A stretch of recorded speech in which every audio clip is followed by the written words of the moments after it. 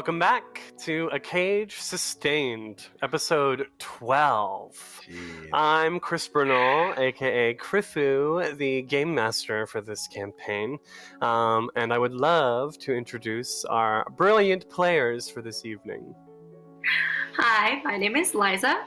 I play Confidence Bright, the Halfling Inquisitor, recently appointed head of the fledgling Corvosan Intelligence Agency, which has just finished its first, I think, official, the first part of its first official mission, which went remarkably well.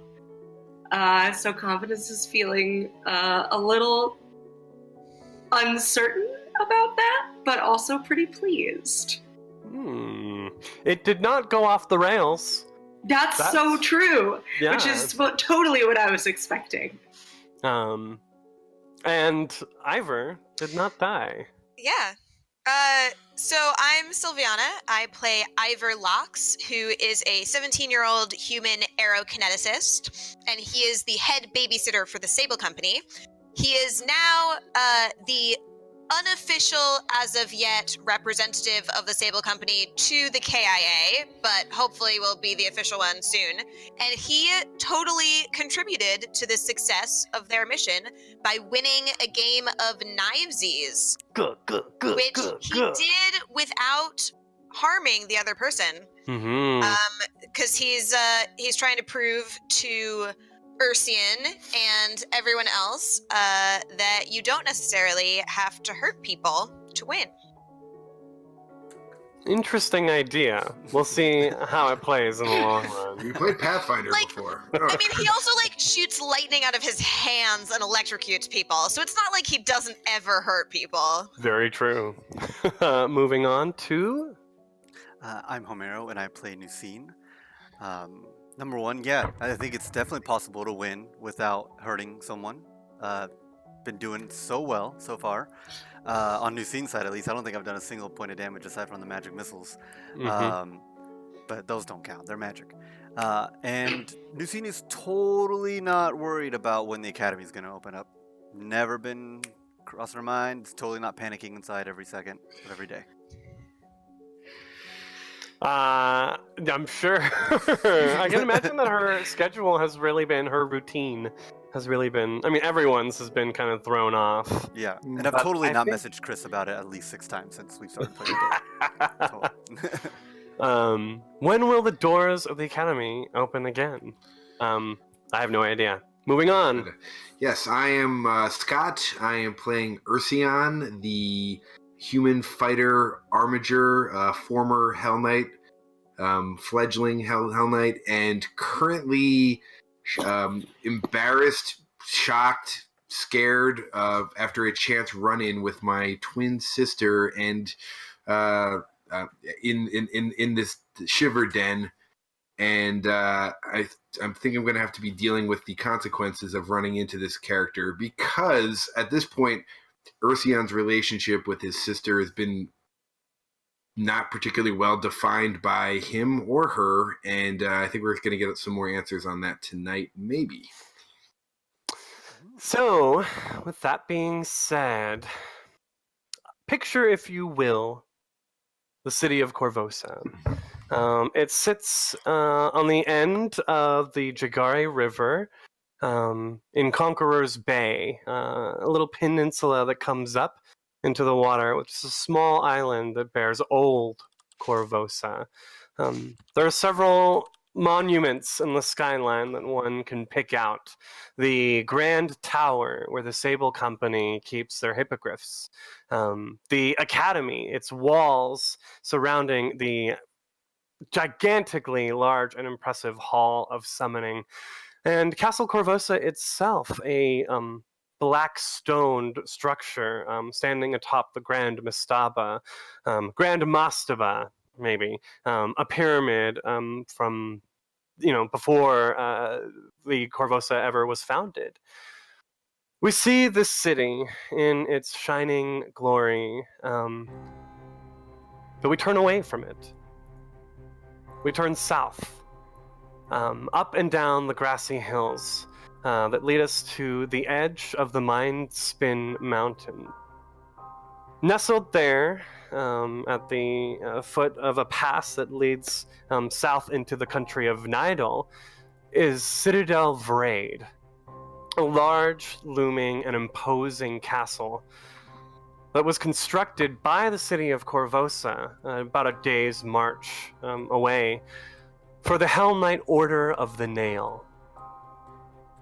As we zoom in, we go into one of the open courtyards, where we can see about 24 initiates clad in varying forms of cloth, leather, and metal, but all black, all indicating, all embossed with this image of nails radiating out in the sunburst. All these initiates are holding old and rusted halberds, long wooden shafts with just an axe head affixed at the top. You can see that the edges of this axe is silvered. And standing in front of each of these initiates, or rather laying in front of them, is a runic circle that glows with energy, and an imp trapped inside, darting about with its wings and pointed tail. When you're ready, the Marelictor, walking the ramparts, speaks. Begin! Each of the initiates then try and stab at the imp with the halberd in their hands. You are armigers now, the Marelictor says. As soon as you defeat your first devil, you will become a true Hell Knight. There's a whoop. These 16-year-olds did not expect that they would be given the chance to become initiated today. But the Marelictor smiles. No one's ever managed to kill an imp in this trial. There are a few cheers. And when the first 4 initiates are able to hit their targets, the trial comes to an end. These 4 initiates are pulled forward, and the rest of the 24 gathered are lined up across the courtyard wall. We zoom in towards a young man on the left end of this line. He wasn't one of the 4 chosen to become leaders. He's just one of the ones left. Scott, can you describe 16-year-old Ursian Krupt for us? Sure. He's probably not too dissimilar to the young man that we all know from the regular game. He stands probably a few inches shy of 6 feet. It's got a little more, is awkward, a little more narrow in the shoulders, a little slimmer, a little more, he's not quite grown into his nose, which kind of developed first. And so he's got kind of an awkward silliness to him. But he's got a very kind of concentrated, kind of clenched jaw, look of determination, and is very much wanting to give the impression that he is not taking this trial lightly, though the disappointment in his performance is hard for him to hide. I said there were 4 that were picked. There was actually 7 pulled out, leaving 21 recruits in the line. The Marelictor speaks, These are your squad captains. These people will choose you to be on your team, and you are meant to all work together. Begin. And one by one, each of the captains, the other initiates that have suddenly been given this responsibility, start calling down the line. And slowly but surely, all 7 of the captains have 2 people each, leaving 7 left in the line. Ursian, you have been left for last pick. Your eye catches the eyes of one of the other initiates, a young woman, ruddy pink skin, but she kind of smirks at you, and she has tusks and like a kind of rigid brow and these pointed ears, clearly a half-orc. And she gives you a wink, and she points and shouts, "You!" Yes. Beckons you over. Of course. I kind of stumble forward. kind of grateful, but also, trying to make a good first impression and failing. Mm-hmm. Yes, of course. And I move into file amongst the other ones chosen. Try to stay out of sight. Kind of hopefully be not singled out. Yeah. She shakes you. She offers her hand to you, and she's like, "Welcome to the squad. You're with two other young men. One you recognize as Cheliax, a nickname given to him in the barracks at a younger age, and a signifier in training, a more wizardly type named Hedge. I'm Autry," the woman says. "Good to have you." And she winks again. Good to be had. I'm sure it will be. I blush, kind of, and take a step back. As the 7 teams are settled, the Mayor Lictor speaks again. "For the rest of the evening, till midnight, you are to study the measure. Keep tight the tenets of the Hell Knight Order. Tomorrow at dawn, you head into Corvosa. Each of your squads must bring back 1 imp's tail. Should any of your comrades fall during this task, don't bother returning without their body. Dismissed." And with that, you head off. Okay. Studying the measure means sitting in a dark, dusty library, squinting by candlelight, going over these laws and edicts from hundreds of years ago and from hell itself. Learning about justice, but not kindness, not altruism. Enacting law for law's sake. And in the morning, in the dawn's light, we can see a small line of Hell Knights in training making their way back towards the city of Corvosa. As the sun flashes in the camera lens, there's a creaking of doors as the Corvosan Intelligence Agency steps out of the King of Spiders' throne room into Eel's End proper.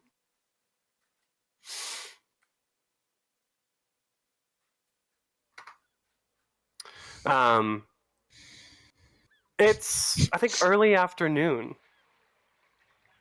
Oop. There we are. Confidence. What do you do? Stride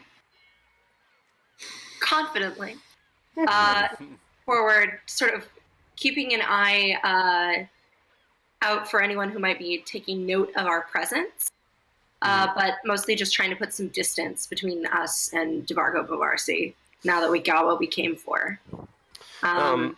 Eel's End, if we remember from last week, it's made up of several large ships that have been tied together at the end of this dock. And as you come down the King of Spiders ship, you all see Corva standing in the middle of this dock, eyes closed, just breathing.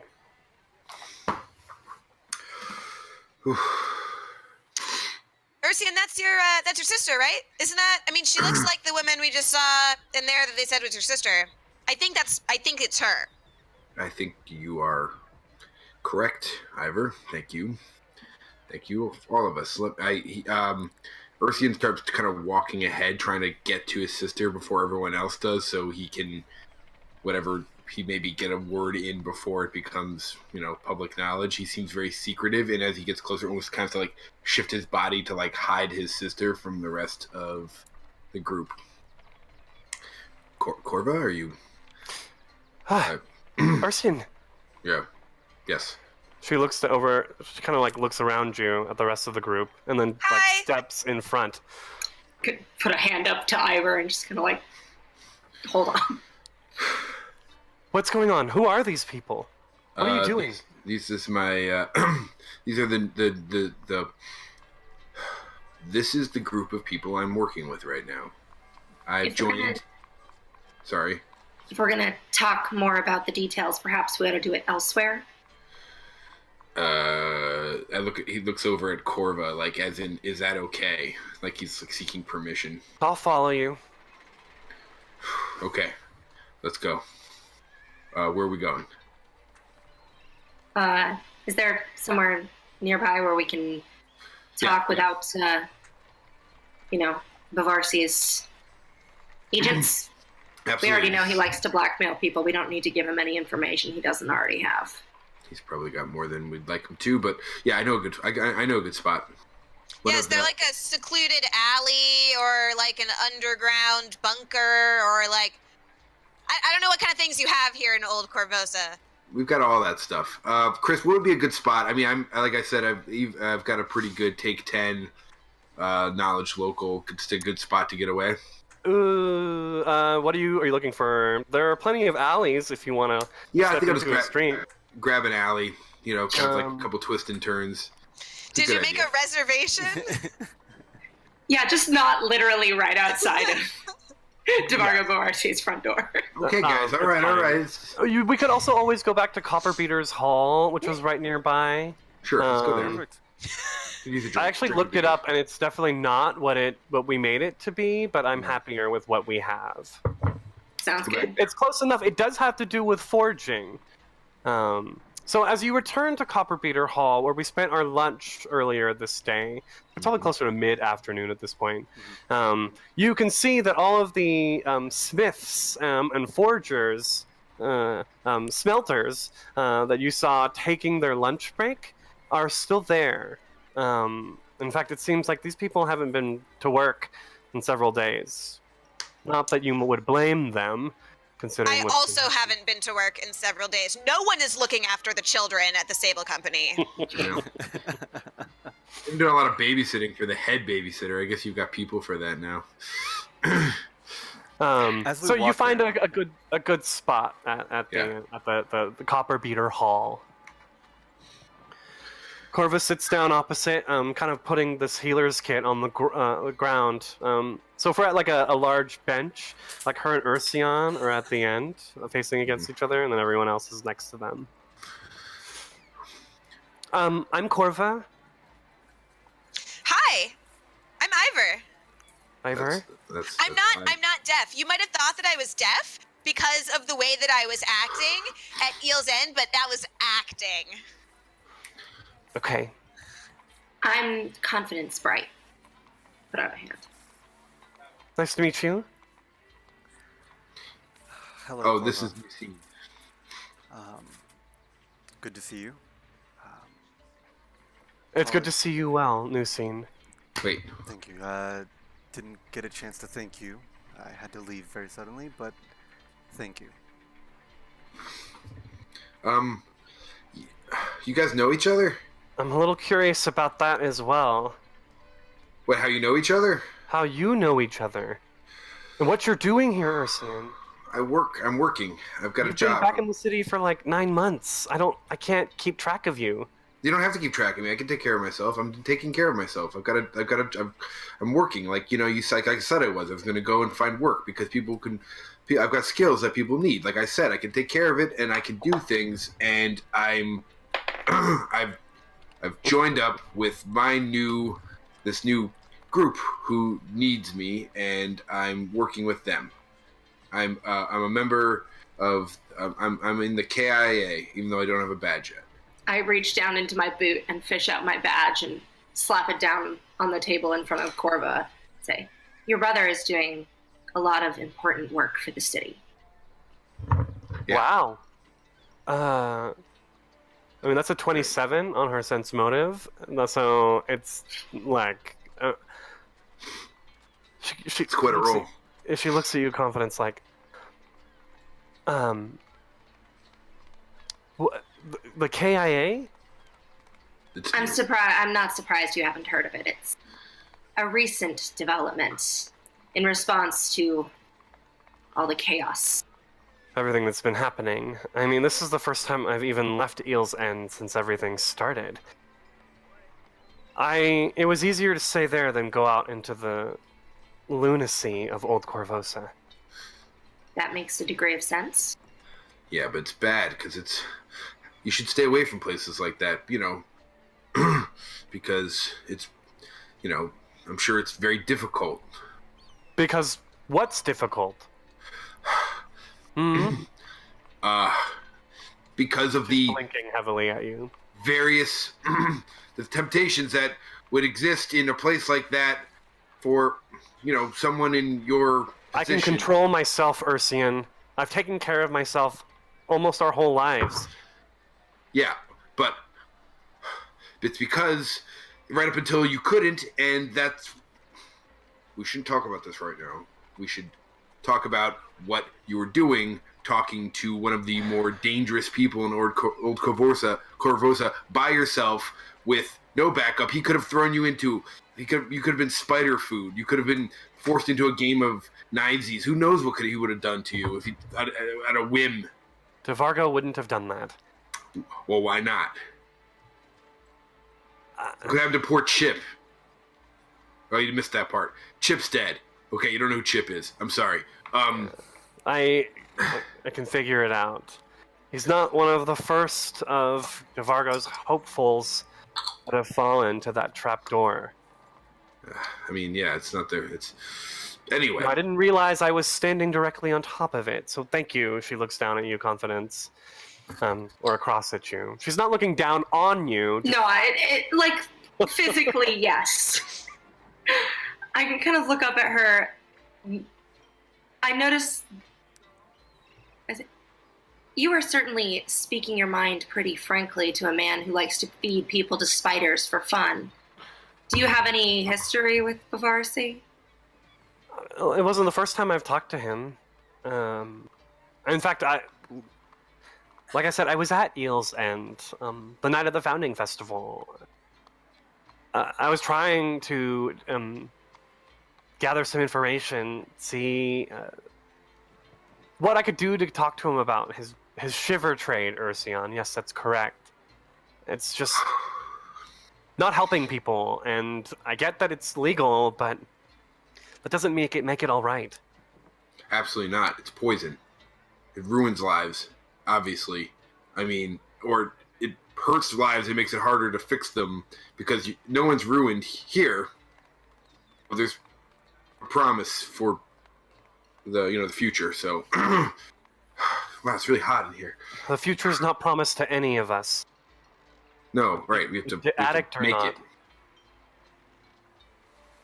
Wait a Her eyes second. narrow at you, Ursian. But what were you all doing there? You interrupted my only chance to try and get something out of him. I'm afraid that's confidential. Needless to say, we are doing important work to help secure the future of this city for everyone. What she said, yeah. She's kind of like the boss of this little thing we're doing right now, but it's it's good. It's good work. It's good. It's good for the city. It's like I'm helping the city, in a way that I that kind of like you now. But I've got someone who's helping me make good decisions. It's good for us as well. We'll gain notoriety with this, and loosely power, and perhaps with power we can push forth whatever agendas we deem necessary. I mean, not that I would expect any of you to help me, because Why? well, it's not. Wait, do you need help? You in trouble? Not yet, but things aren't right around here, and it's not just the anarchy of the last few days, or the king's death. Something's different. The streets feel different than they did when I was younger, and it's just the people of the street are strangers to me now, where once I thought I knew them so well. That just takes some time to re-establish yourself. You'll in no time you'll be right where you want to be again. I don't know about that. People like you. People trust you. They know that you've got. You're good at this. What? Wait, when you say people are strangers, do you mean that they like literally don't recognize you? You're like, "Hey, Bob, nice to see you again," and Bob's like, "I've never seen you before in my life. Please get away from me." No, not like that. More like Bob doesn't want to chat anymore. Bob turns and runs when I come down the street. Runs is a lot. Hurriedly rushes away. It's still pretty obvious. That sounds pretty fishy to me. Yeah. What did you do? What's different I don't- with? I don't know. It's just the few contacts I once had, they've suddenly turned on me. Maybe it has something to do with the madness of the streets, but I can't say. This is a recent development? In the past 48 hours, I guess, since things have calmed down, I've been able to make my rounds, talk with the people that I normally do. Confidence can find out what people are saying about you. She can find out anything. She's like the smartest person I've ever worked with, and she is like she can. That's a bit overstating it. I'm just saying you have a talent for sniffing out the truth of things, and if things are changing, she can find out for you. It's certainly a matter that we can look into. Yes, of course. She'll do We that for could- us. We're friends. Arrange an exchange of information. It seems like you may be able to assist us with our current objective. If you've been spending some time at Eel's End, perhaps you have heard some things about the Chelish ambassador. I know he's been there. No, actually, I haven't. Unfortunate. But Indeed. we can still help you, though. I mean, obviously. I mean, nothing's free, not in this life. But if you were able to figure out what slander is being spread about me, I'd be grateful. I'd do whatever I can to make it up to you. I'll carve out those liars' tongues who speak false words against you. I swear. I won't stand for it. Is that what you want me to do, Ursian? Yes. Yeah, of course. I mean, I'm sorry. I'm not about the carving out tongues. But we have to find out who's saying this, because obviously Corva is, the force of good in the city, and so who's ever against her would be against the city. Obviously. It does seem like you have the interests of the people at heart, which I commend you for. I am sorry about disrupting your meeting with Avarsi. It was unfortunate. Just bad timing, bad luck, that's all. So should we start? I mean, why don't you get somewhere safe, and then we will go do what we do, and Somewhere we'll come find safe? you. Somewhere where, like, the people who have things against you won't be able to get to you. This is my home, Ursian. Like, I've lived here all my life.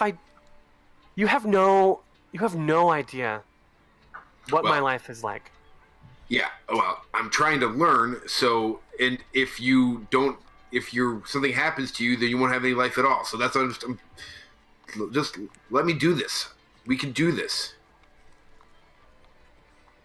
I can't do it by myself, but now I can help you because I'm with people who can help both of us. Okay? You gotta trust me. For once. It's not that I don't trust you, it's just... I think I'm an idiot. No, your I'm methods and tactics are... That's like the old me. Like, now I'm like, it's like a new beginning, Like I'm a new man. I promise. Then let me make my own mistakes. I've made it this far without... Well, I made it far enough before I needed your help. Right. And I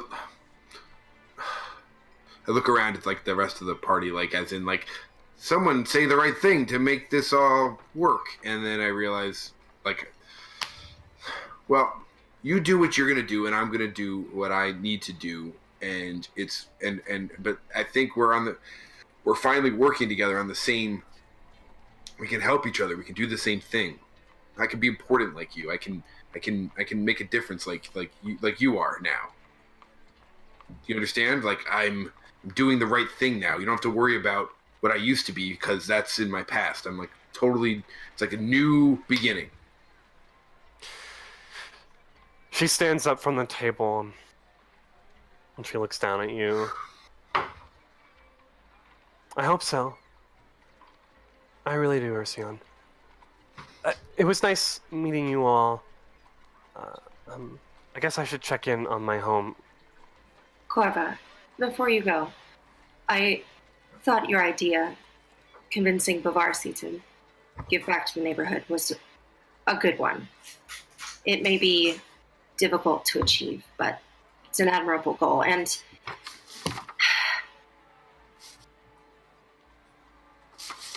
there are doubtless people who could use some support. You're the one who would know best who those people are.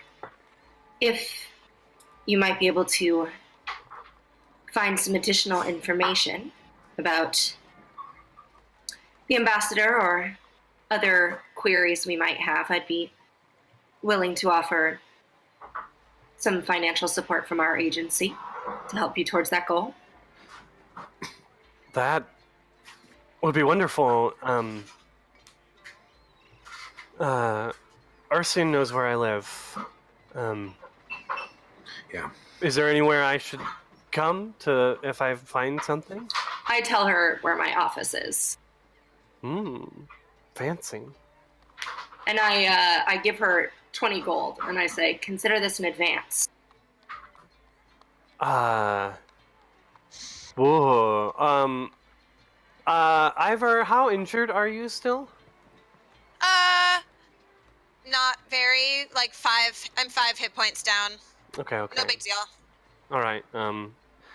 I can't accept this. No.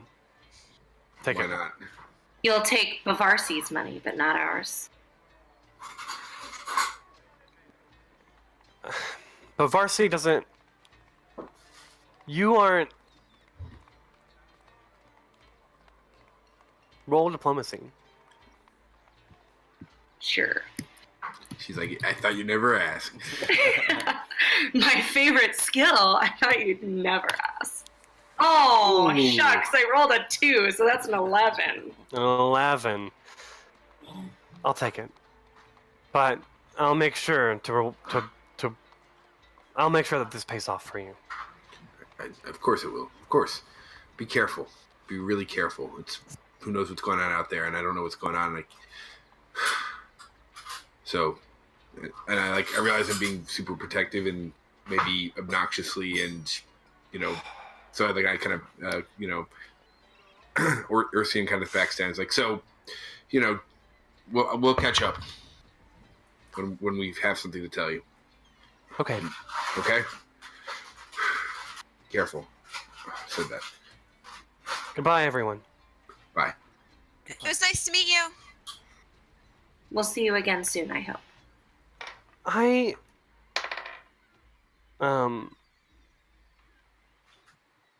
She like looks at Ivor. I'd be careful next time about wearing Sable Company insignias. They probably noticed because I did. I don't know what you're talking about. Sable Company.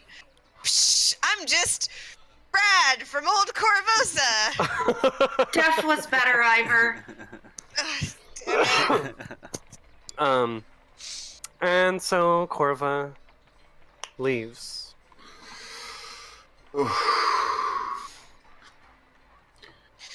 Ursian, Yeah. I'm 17 and a terrible liar, and you let me run headfirst into battle on multiple occasions. Why are you trying to shelter your sister? because she's the only family I have, and she's been through a hard time, and sometimes she puts herself in bad situations, and she can't shoot electricity out of her hands or jump out of windows or destroy people in knivesies fights. Like, she's not... Your sister seems very capable of taking care of herself. Yeah, I mean, And I others. understand that she can't shoot electricity out of her hands, but like, have you seen her in a knivesies fight? She might be better than you think. I haven't seen her in a knivesies fight. I have seen her strung out in a shiver den, so perhaps maybe you should be a little... trust me when I say that she's not always at her best when she doesn't have someone looking out for her. Maybe you should trust her a little bit more. She seems capable to me. Well, that's great. I know you've known her for all of 5 minutes, so I'm glad. Thank you so much for your super, smart assessment. You're welcome. I was How can I help? I was trying to be sarcastic, like confidence, like... Ursian. Yeah. It's your family, but I have No. 3 sisters, I know. and in my experience, trying to stop them from doing something is the surest way to make them do it. It's like that's like like you got to do like the reverse thing. Yeah, I know. Or I try to be cool. Like I'm trying to be like, hey. maybe you're- ask her for what help she needs instead of trying to give her the help you think she needs. Oh, okay. Thank you. I'm sorry. I feel like you made a better impression on my family than we made on yours. Well, I mean, your family's really nice. My family are normal people who don't throw themselves into saving the world. She's just trying to save the city. I mean, the world's kind of crazy. But anyway, let's talk about something else. Like we've got like a mission. I'm still on the mission, the job. Lucine, how do you know Corva? You didn't say. Well, she was right in regards to letting people make their own mistakes. I believe that Corva and I met when we had both made a very similar mistake, as Ursion has pointed out. Wait, what? Oh. She helped during my short time at a shiver den that was I didn't- introduced to me by Lamb himself.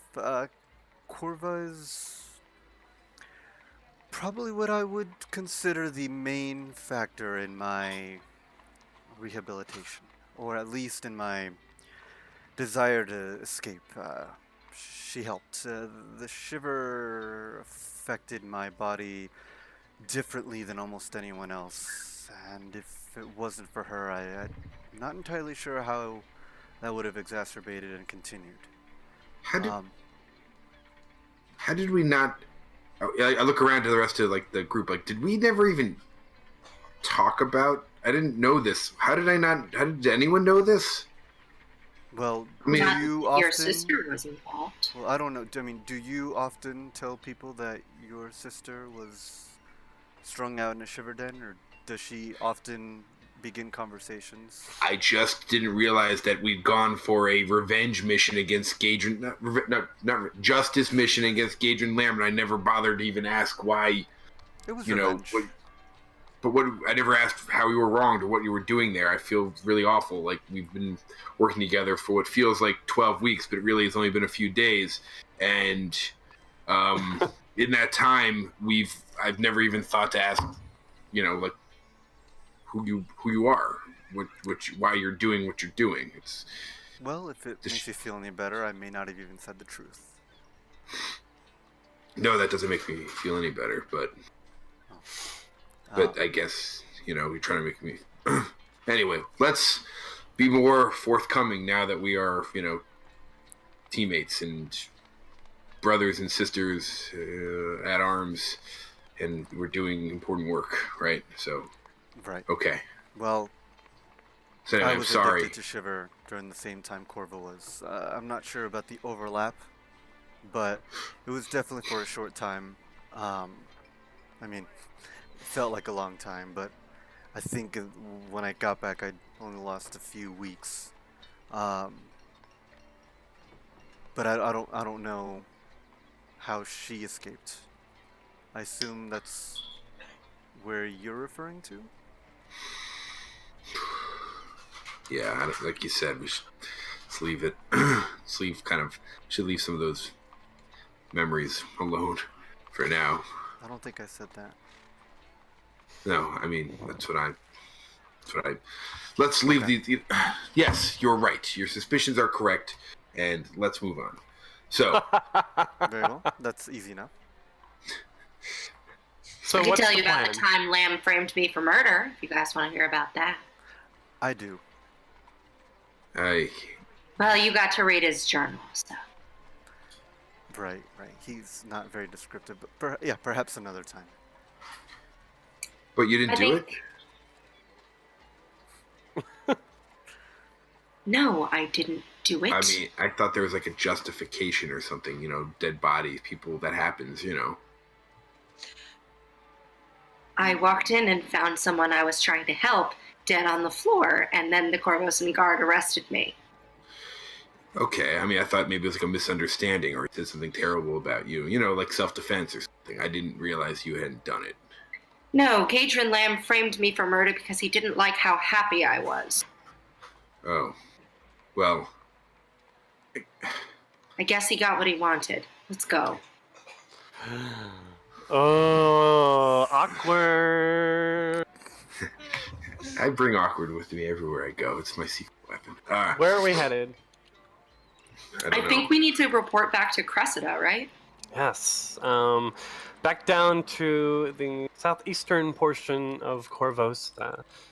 As we head south through the city, and through Jagari Square, or was it a circle? Place. It was a place. Jagari. My It was a perfect place. memory remembers place. It doesn't matter at this point. We It's a passed polygon. by. Maybe. There's quite a few people out. Of course, this has been the safest area of the city since things erupted. But you can hear people. Oh, look! It's them! They've come back! It's the Order of the Nail.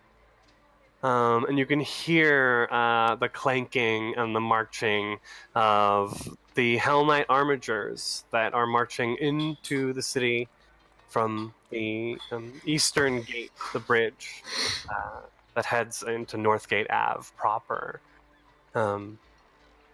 I thought for sure that they weren't going to come back after everything that happened. Oh, really? Well, I thought for sure they would come in night number 1 and just boom, bring the hammer down. They don't use hammers, actually. It's halberds. Actually, why don't you shut up? Shots That's fired. our voice of the people for today. Apparently, the streets of Corvosa are the internet. I mean, yeah.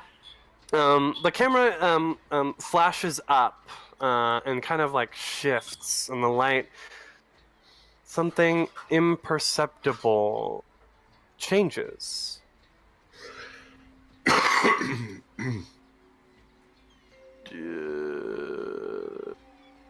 Okay. We see the same look of these Hell Knights marching, but the Hell Knights we see in this new shot are much younger and less impressive than the ones that we see in Corvosa today. We're no longer in Corvosa today. It's 5 years ago, and we can see 16-year-old Ursian marching along with his squad. But the camera cuts from Ursion and goes to the crowd itself, where we see someone who looks almost a lot like him. His twin sister, Corva. She doesn't see Ursion himself, but she's watching the Hell Knights as they march with a sort of wistful look in her eyes. And then she finishes sweeping the steps of the small library that she's on and goes back inside. There's an old lady behind the counter, and she's like, "Oh, thank you, dearie. Here you go." And she drops like 5 copper into her hands. Thank you, Mrs. O'Leary. Corva says, Freudian slip. and pockets it. As she makes to leave, Mrs. O'Leary is like, "Wait, just a minute, dear. You do so good with the children in the mornings. Do you She chooses her next words carefully. Have any at home?" Corva tries to fight a smile. She's gotten this question before. It's not uncommon for a girl her age to have a kid, but that's not the case for her. They're not my own. Oh, of course. Just making sure you. Oh, well, I've totally forgot. Mrs. O'Leary says, and she comes back around. She hands her this basket with like a cloth over it. Oh, I had some left over from lunch earlier today, so why don't you take that home with you? And like the lady's like looking to like make sure that Corva like accepts it, and Corva's like, I couldn't. I mean, you already paid me for the work I've done. And she lifts up the cloth that covers the basket and nearly faints as she sees like 3 whole fresh rolls and a big old wedge of cheese. I mean, no, Mrs. O'Leary, please, dearie. That's just me at home now. I could never finish it in time. You take it. And Corva nods and runs off. Mrs. O'Leary just kind of like. We see Corva scampering through the crowd as the sun is setting. It's dusk when we see her. And she comes around behind this it's the 5 Rings Tavern. It's quite popular and a little bit crowded at this point, and she scampers past it. There are a few teenagers her age hanging out front, smoking a roll-up. And maybe like a boy like looks at her, but she's too busy to even think about that. She comes around into the alley. There are 4 younger children waiting for her, where she looks like her face is scrubbed, and like, you know, her clothes they were washed earlier this week. These children are grubby and they smell of fish and river water. And as she opens the basket, they all just start tearing into it. Thank you, Corva. And she's like, yes. But with what little light they have left, she pulls out a book, a chapter book from her bag, and begins reading them a story. The camera goes dark and flashes back up to modern day. Y'all are headed down to High Bridge, back to Citadel Volshniak, the home of the Korvosan Guard. Correct? Yeah. Mhm. Switching music. Unless we want to stop by and see if my apartment's been ransacked again. I'll just have an allergic reaction to all of the mildew that hasn't been cleaned out yet. Yeah, you're just recovering. Okay. I try as we're walking to, I think confidence. She and I move into our 20-foot pace shuffle at the back of the pack, where they have to constantly walk up ahead and then like stop and wait for us to catch up at their normal walking pace. The Citadel, where the guard is stationed, you can see that there are quite a few like squads that are returning back from their patrols. Just listening to their conversation, it's clear the city has calmed down quite a bit. We only got in one fight today, a young, cheery recruit says. Oh yeah, I only had to kill one person. That kind of day. Chris, I have a quick question. Sorry, just with that flashback. I want to make sure that I understood something correctly. Sure. The Order of the Nail is back in Corvosa right now. Yes. Okay, cool. That we have not seen them for during the past few days, but it's clear that some Helm Knights have returned to the city from Citadel Vraid. Cool. But we are at Citadel Volshniak, That's much more unassuming castle. The castle it's like a fort kind of, and. As soon as the guards recognize you all at this point, you met with Cressida. What was it, yesterday? Mhm. Maybe Confidence flashes her badge. Oh, you know I do. And you're led back up to Cressida's office. When you knock on the door, she actually opens it. Hey, y'all. Cressida seems a lot fresher. She seems bathed and washed. Her armor has maybe been aired out.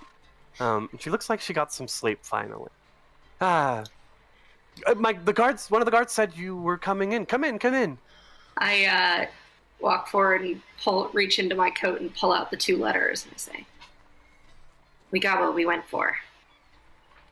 May I? Of course, haven't looked at them yet. I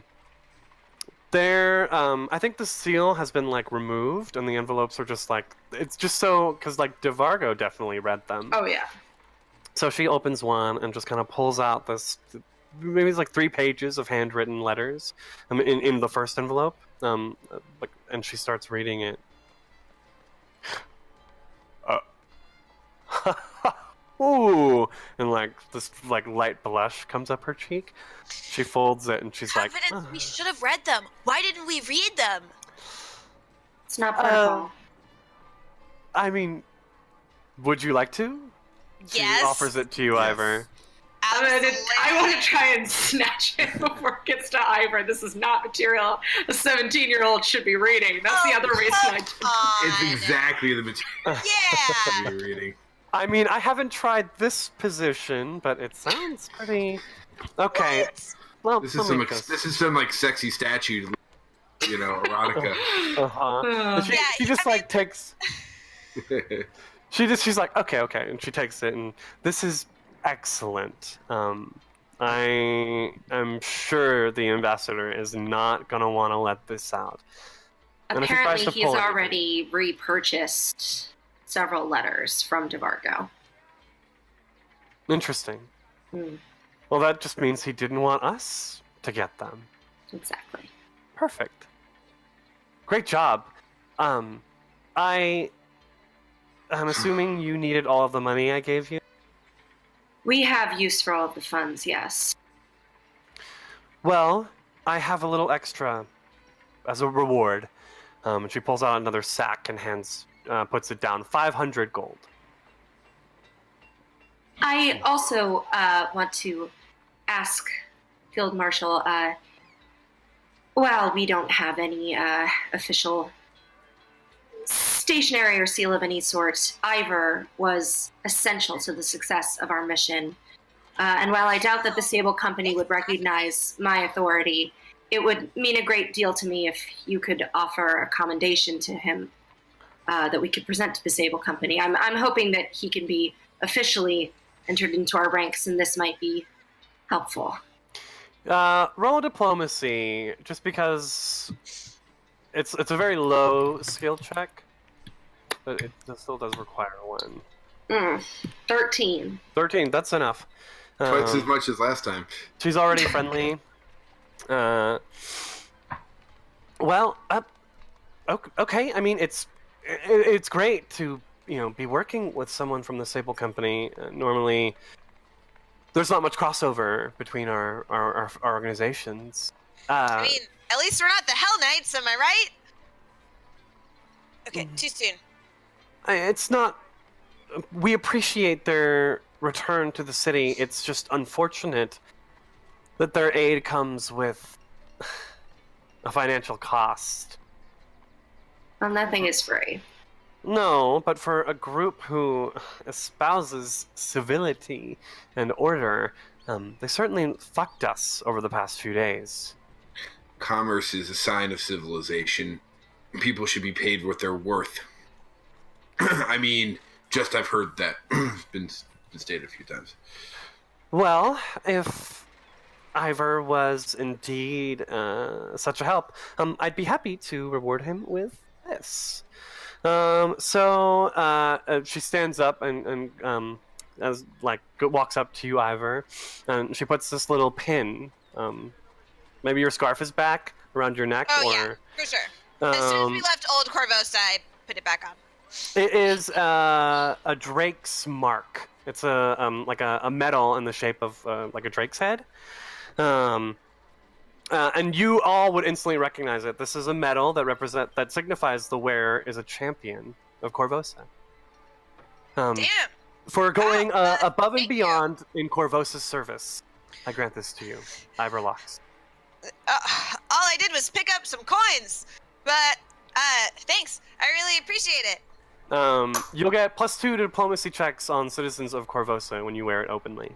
That is extremely helpful. That will give me +2. a 0 bonus on diplomacy check. You're welcome. Your charisma is atrocious.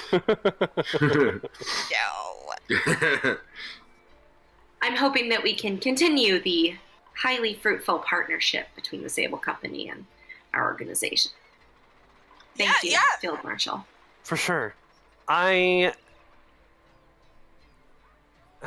been hearing some things. Nothing concrete yet. But I'll come to you. You don't need us to take any further action in this matter with the ambassador? Not for now. If he makes a move, we've got the stuff we need to stop him. But anything more than that Cheliax might just see that as an act of war. No. Of course. Sorry? Where are the Order of the Nail working? What part of the city are they concentrating on?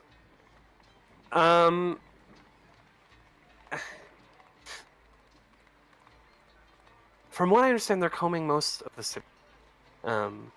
But it's hard to tell.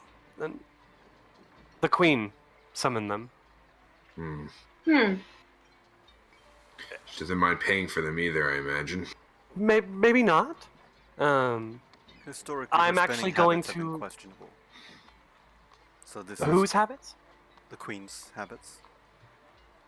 Well, habits. I'm not one to speak on that. No, none of us are. But I'm attending a meeting tomorrow with a few other members of the Guard, as well as the Order of the Nail, and the Sable Company. We've all been summoned. Like I said, I've been hearing some... Yes. Like I said, I've been hearing some things. But I think I know who to come to when I need a job done well, but quietly. Yes, exactly. Nod. Well, Field Marshal, we'll leave you to your duties. Thank you again for putting this opportunity our way. Of course. Thank you, ma'am. I'm sure I'll see you all soon. Yeah. Thank you. Okay. Before we leave, actually, Nusim would actually like to speak up to also and just be like, is there any way that I could get a form of documentation of our organization? I don't know when the academy will open up, but I know that they will be curious as to my whereabouts. I would like to have some sort of proof, if at all possible. I think you'd have to talk to the magistrate for that. Yeah. Okay. Sorry. I will do that. Okay. Great. So... As we walk out, I think probably... Sorry, Chris. I know, it's fine. Thinking back, I kind of look up at Ursia and say, anyone in the Order of the Nail we should be on the lookout for? Any more vectors from your past? A lot of them, actually. I've known some people. I've done some things. They're a very talented group of individuals who are pretty focused in doing what they think they need to do. They probably will not think highly of me anymore. I was cast out of the order for actions unbecoming of an armiger of the Order of the Nail. Are you in any danger? Constantly, but You know what I mean. I don't know. The execution for dereliction of this kind of duty is not uncommon. I'm not sure why I was spared, or though it was not a painless parting. The Order of the Nail find a lot of growth personally in the puncturing of flesh with sharp pieces of metal. It's how we, prove our devotion. I have done this practice on myself countless times to demonstrate this, and it was done upon me as a final blessing before I parted ways with the company. They may be looking to apply such blessings to me again. Maybe. Well, we're not going to let that happen. If you think I may be a danger to our band, I'm happy to go deal with these matters.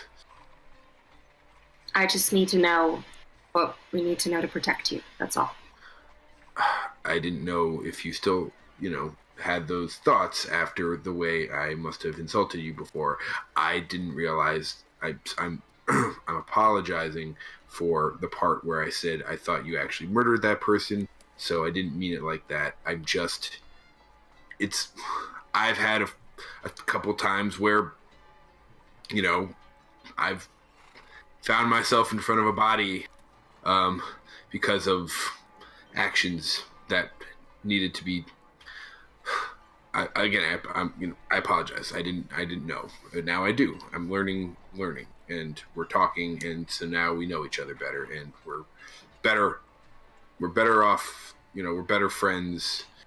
Yeah. It's all right. It's all right. Okay. Cressida claps her hands together. I'm happy I assumed you were leaving. I assumed we were already gone. Yeah. I do thought we this were. outside of my office, please. I assumed we were. No, I'm totally kidding. Where are we headed? Maybe Stop by we the should magistrate's go. office and get documentation for the academy. Back. Look, back I need a to the doctor's tower. note, Chris.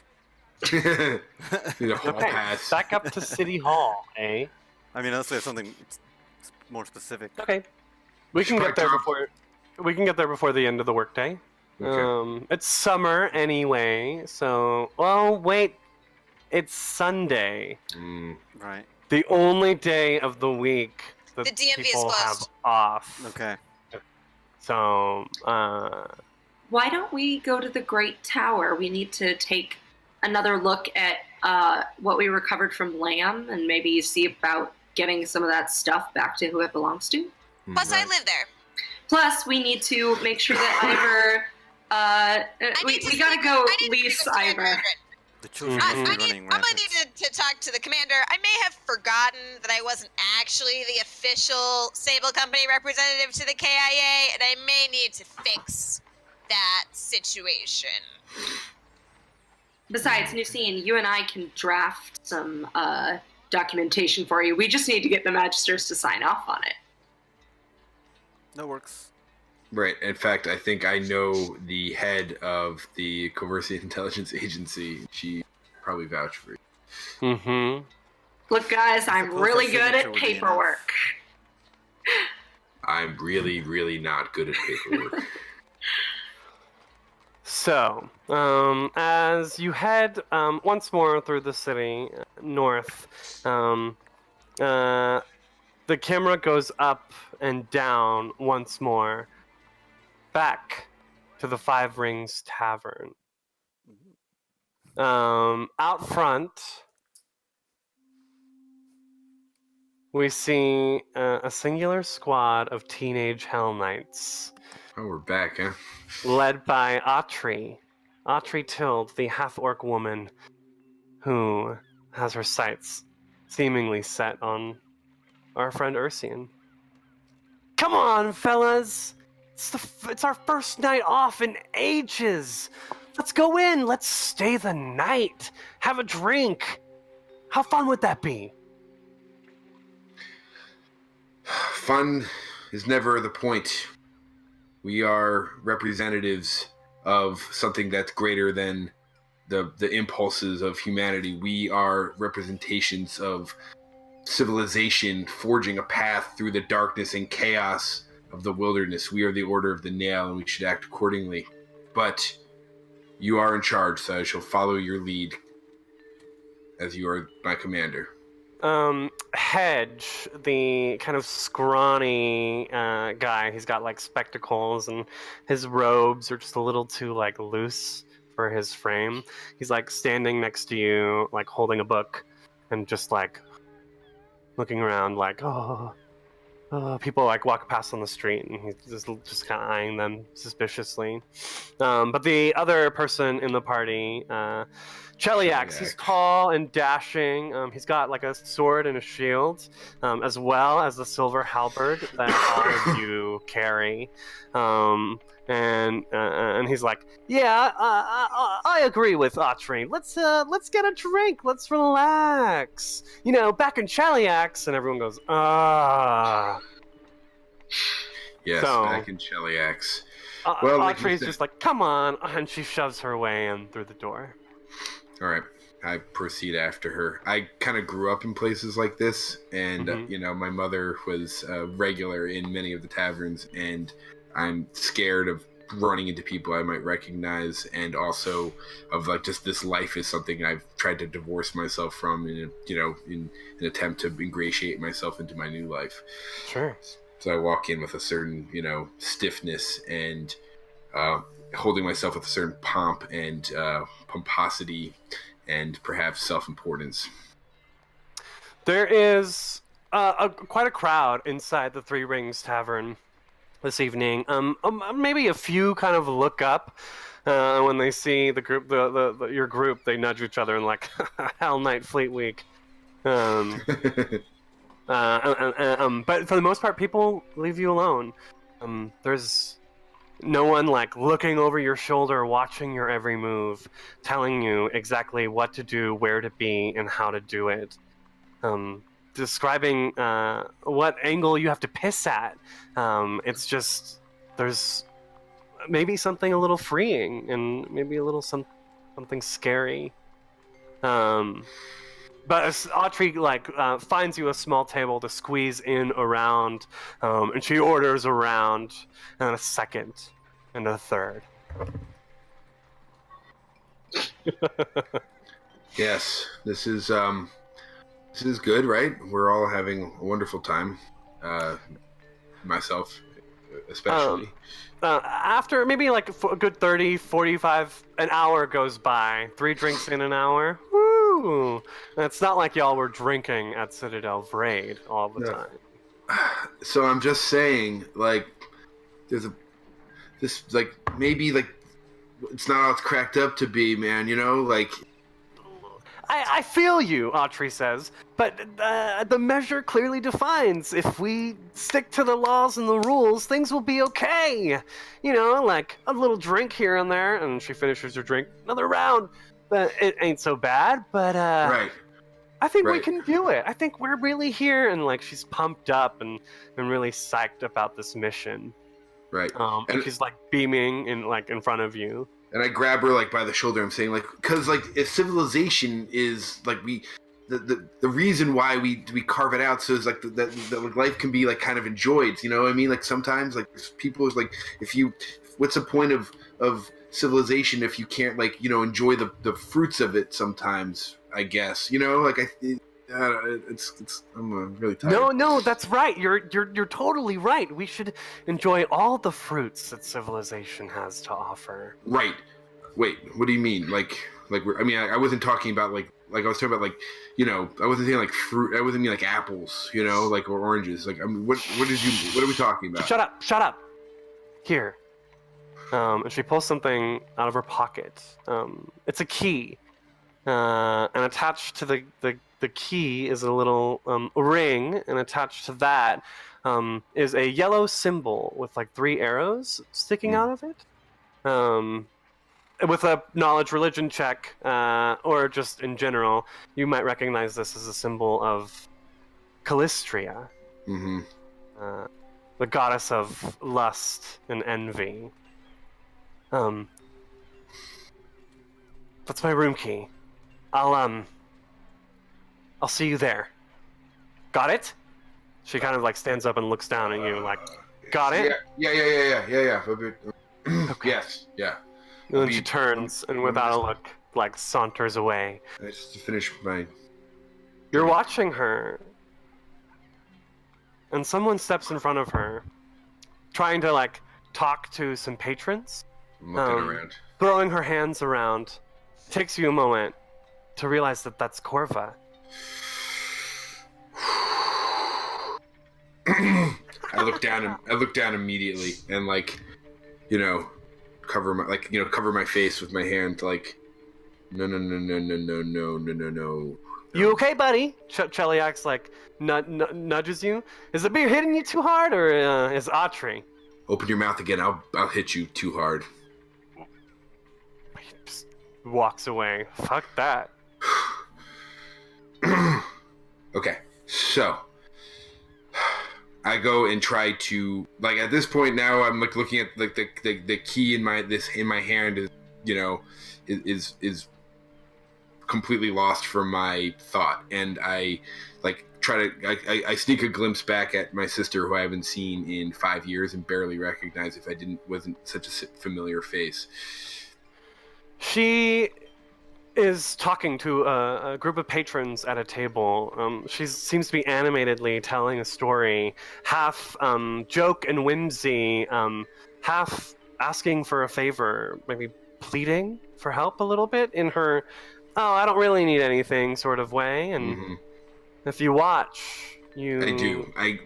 After I furtively look, I can't look away, and now I find myself, basically anyone who look at me would see me staring at this person. Mm-hmm. Luckily, no one is looking at you. And you see that a small, grubby child kind of sneaks in through the crowd.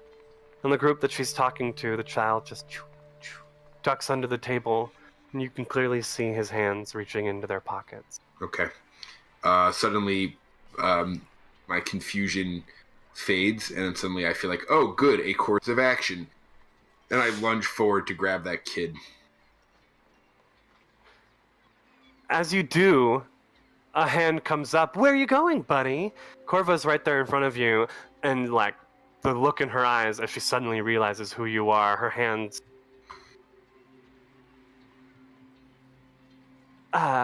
Sorry everyone, old friend. And she kind of grabs you and leads you off to the side of the building, near an exit.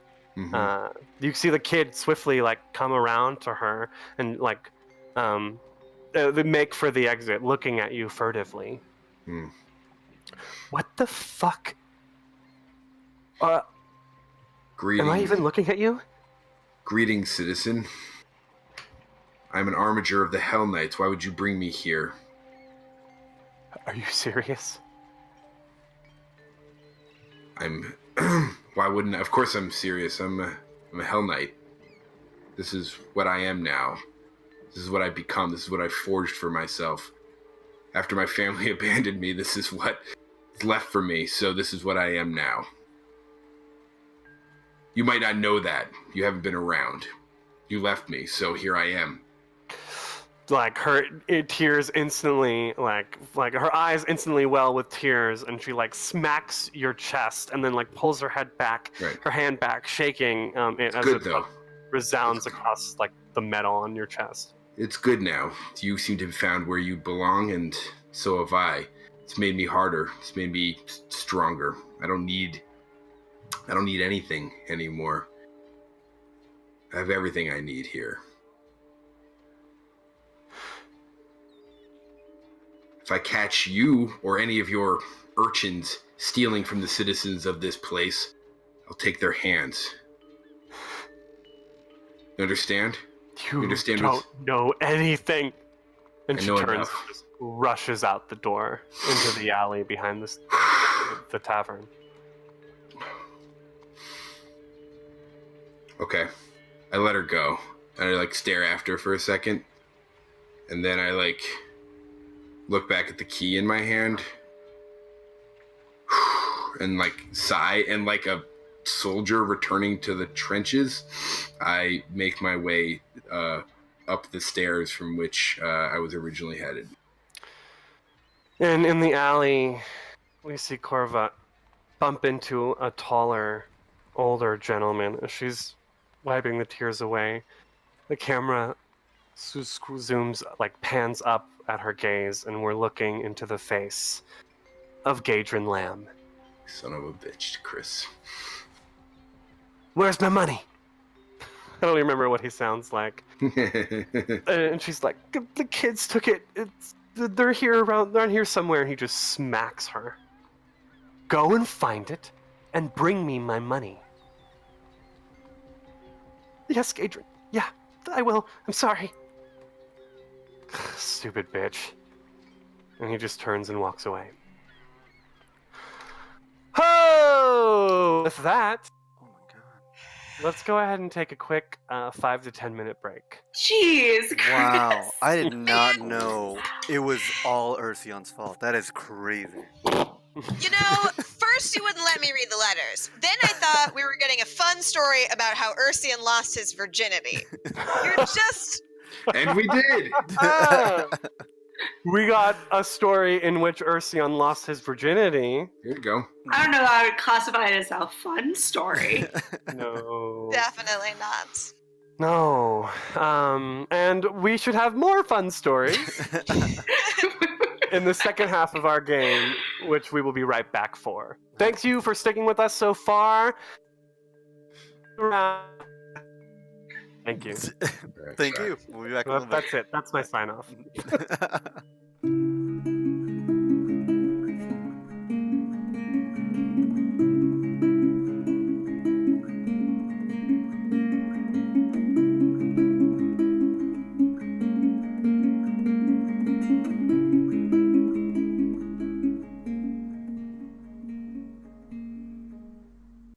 And we're back. Welcome back to A Cage Sustained, episode 12. Camera opens on Corvosa once again. We're in Ridgefields, on the northern part of the mainland, not far from the Great Tower. It actually lies directly in its shadow in the evenings as the sun sets to the west. We go into Ridgefield, probably the most crowded and populous of all of the neighborhoods in mainland Corvosa. That's also poor, economically speaking. The apartments and tenements are all stacked upon one another, and indeed, the shingles grow on top of it. The strange overland part of the city that kind of grows in these random spots as people need to create more space for themselves. We hear them first. A crowd of children.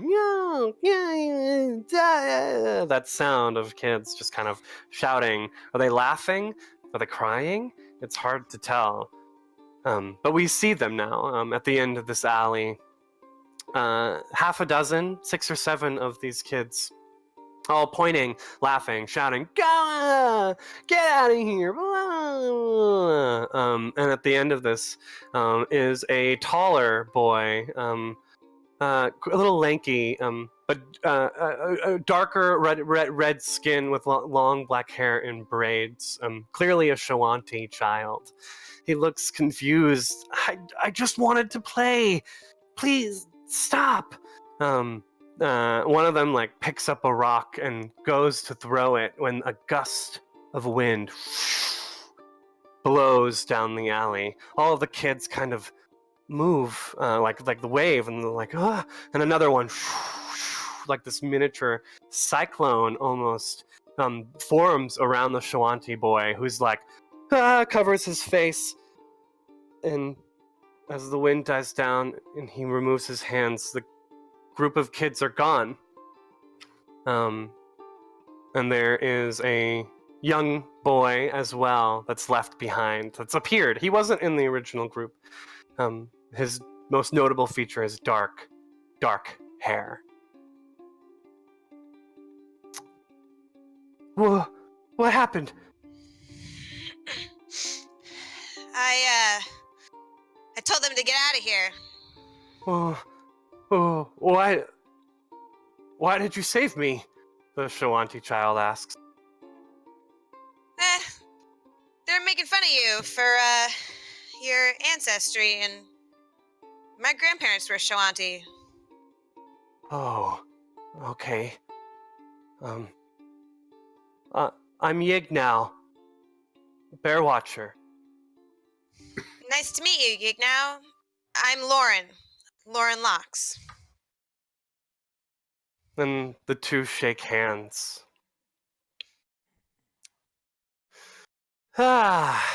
We are in the neighborhood, Ridgefield. I was really surprised how that lined up with the music. As the Corvosan Intelligence Agency, at the end of the day, I keep saying that it's probably like 5 o'clock, but it's summer. The sun's not gonna like go down for another like 4 hours. I know. So I guess we're walking up on the tower. Yeah. So The Great Tower looms up on the northwestern side of the city of Corvosa.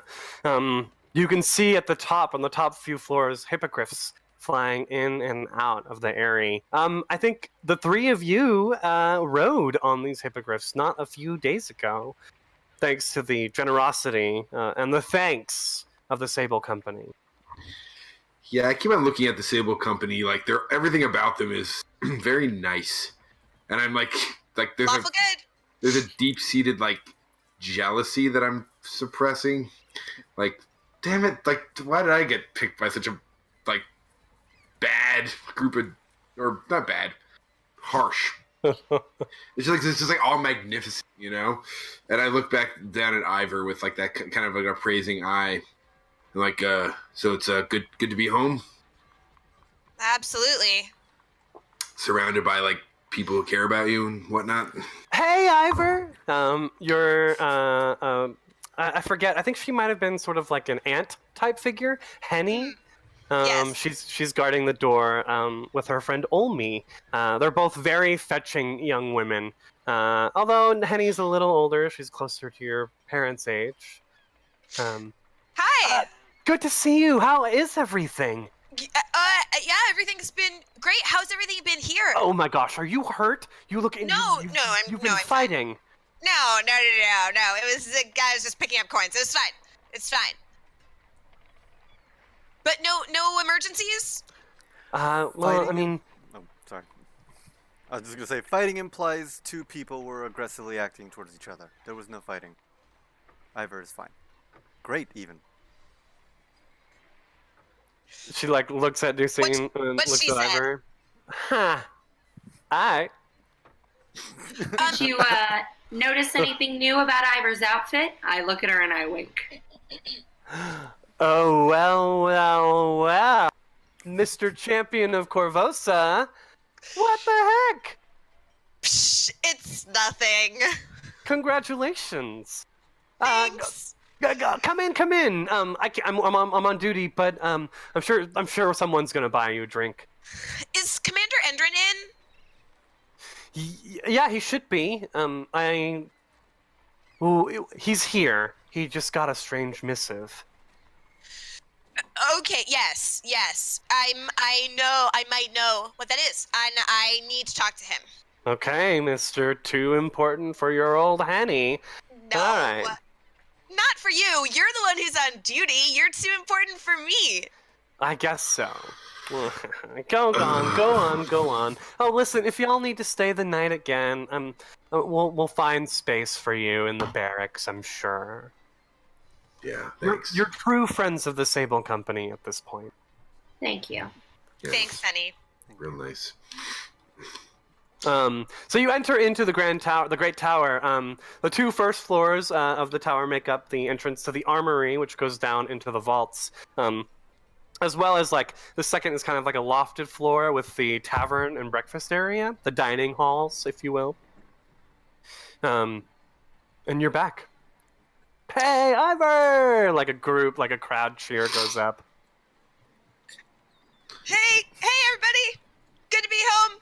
So fucking- Ivor! Pim is running up, the little child, and like wraps their hands Big around hug.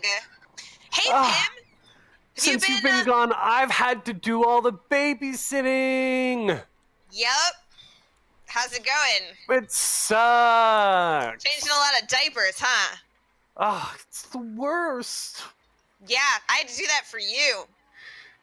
No, you didn't. Uh-huh. I'm sure my diapers weren't that stinky, Ivor. You have no idea. Okay, I probably. I thought I understood hell before I came here, but no, you guys have taught me so much. He's like, back to the harshness. Christian would never make it as head babysitter for the Sable Company. I don't have what you've got. I don't have the medal. I look at Ursula and I say, I used to tell my brother that the hippogriffs would pick him up and eat him so that he would make me stop bringing him over to the Great Tower. Is that that's not true though, right? No. Okay. No. I take like a coin that I had squirreled away in my pocketed scarf, and I like pull it out as of from nowhere and hand it to Pim. Like, hey, I got you a souvenir from old Corvosa. Oh, and Pim like bites on it like I think it's real. Hey Pim, you've been washing your hands with all the work. No. Oh, no, Was that it cut second out. half bleeped? Yeah. Probably not the best. Yeah, Ursian, not in front of the kid. I don't know what he just said, but I like it. I'm gonna make sure to Don't repeat that. And Pim walks away like just like censoring himself. Good. You wanted to look at the things from Gadron Lamb's place. It's probably more urgent that you speak to Commander Entrin. Well, that's yeah. No, I mean, if you want, I mean, the Foot Locker is in my room, and I could take you there, and you could look at that, and I could go talk to Commander Endrin. That seems like a good plan. You sure you don't want confidence to speak for you or with you or on your behalf? It generally always helps me in these situations. I think I can speak with Commander Endrin myself. All right, your funeral. No. Yeah, so I take them up to my bedroom in the tower, my private bedroom. Mm-hmm. The statue seems like it's been moved around a lot. It's like on the nightstand right next to the bed. The We room see is a like... Sorry. The statue in question, two succubi intertwined lasciviously. Just in case people have forgotten. It was one of the things that we found in Gadron Lamb's possession, and Ivor took it for himself. I think to bring it up way more than you got the problem. I'm willing to I just really like that. I really like that detail, Sophia. Ivor thinks about it a lot, especially since Simran hasn't been around for days. Mm-hmm. That's true. So his room is messy, but other than it's not incredibly embarrassing, other than the statue. Although Ivor doesn't think that that's embarrassing. It's art. It's art. He doesn't think it's weird. It's natural. Two fiends who really care about each other. Yeah, they're just hugging. So he like pulls some dirty clothes off of the Foot Locker and opens it up. And is like, okay, well, I'm gonna leave you to it. Mm-hmm. Okay, don't touch anything else. Ha! And then he walks out. Ivor, we can hear his boots going down the stairs. As we look into this footlocker, there's still several objects left in it. If we remember, Gadrin had wrapped each individual piece in cloth and tied it with twine.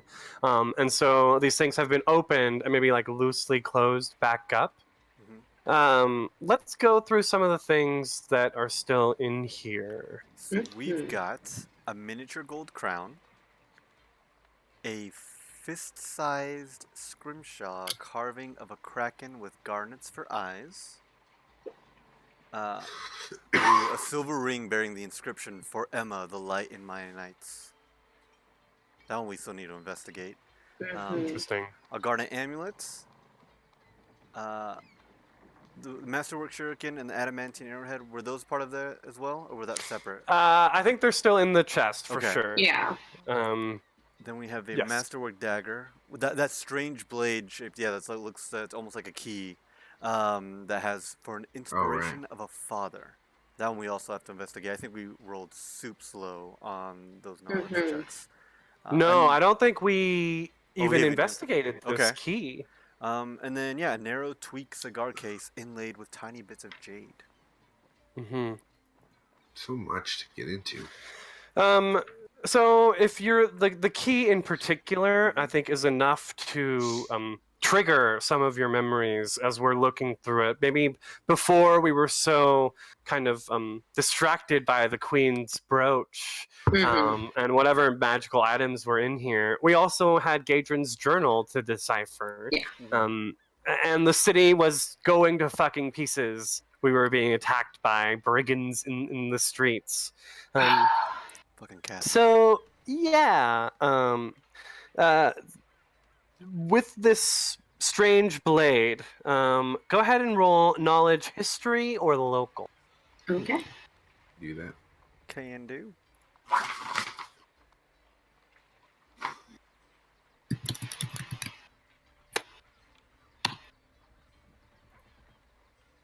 I'm rolling like crap tonight. I got a 12. I rolled a 22. 22. 14 local. 14. Or history, sorry. That's okay. Ursion is the only one who passed. Check. Naturally. Ursion, I. Is that the first time I think all game where you've beaten all of us on knowledge checks? That's. I think he's done it before. It might be the last, but let's enjoy it. Let's all enjoy the moment. Yeah, let's relish in it. Cliff, speak very slowly. So, Ursion, you remember this in particular because it was during your time when you first. Hold on. You lived at Citadel Vraid for over 10 years. Yeah. So it was probably during your first year there, people began talking about the key lock killer. It was a thing that in Corvosa, people tried not to speak about it for fear of drawing the murderer's name, the killer's name. But people, the Hell Knights were all about it. Theories and bets and gambles were going around as to who would find this killer and maybe who was the killer. But you know that over the course of 7-8 years or so, strange murders would happen. People would be discovered in their homes, the doors completely locked and barred from the inside, like stabbed and destroyed and mutilated, guts and gruesome like scenes everywhere, always left with a strange blade shaped like a key. Wow. You're holding this key blade now. Keyblade's not the right word, different game. You're holding this strange dagger now, Yes. and reading the engraving. Mm-hmm. What is it again, Homero? For an inspiration of a father. I go in and say like I convey the details of what you talked about and mention the Keylog killer to the rest of the party and kind of go into it as much as I can remember. And I'm racking my brain for. I'm sure there were like the murders. How many were there approximately? Like a handful, dozens. Dozens over the course of a good 7-8 years. So I'm racking my brain to remember. Like, was there something? Like, would the inscription give me a clue to which victim this may have been? But I probably, it's too fuzzy, too long ago. I was a kid. You were so young, and you lived a day away from the city. It was just what the older Hell Knights brought back as you were serving them during meals. Right. But I go, so this might be a murder weapon. This might have been something that was never used. Maybe Gadrin Lamb knew who the killer was. It may be of interest to the watch. Maybe some of our new friends in, maybe someone even the Sable Company might have some information about it. That is certainly interesting. Nucine, Weird, do you though. remember seeing anything, any references to something like that in Gadrin's journal? Would I?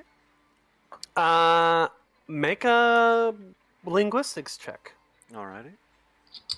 Because if you remember, I did copy his journal into... You spent a lot of time with it. Linguistics, 18.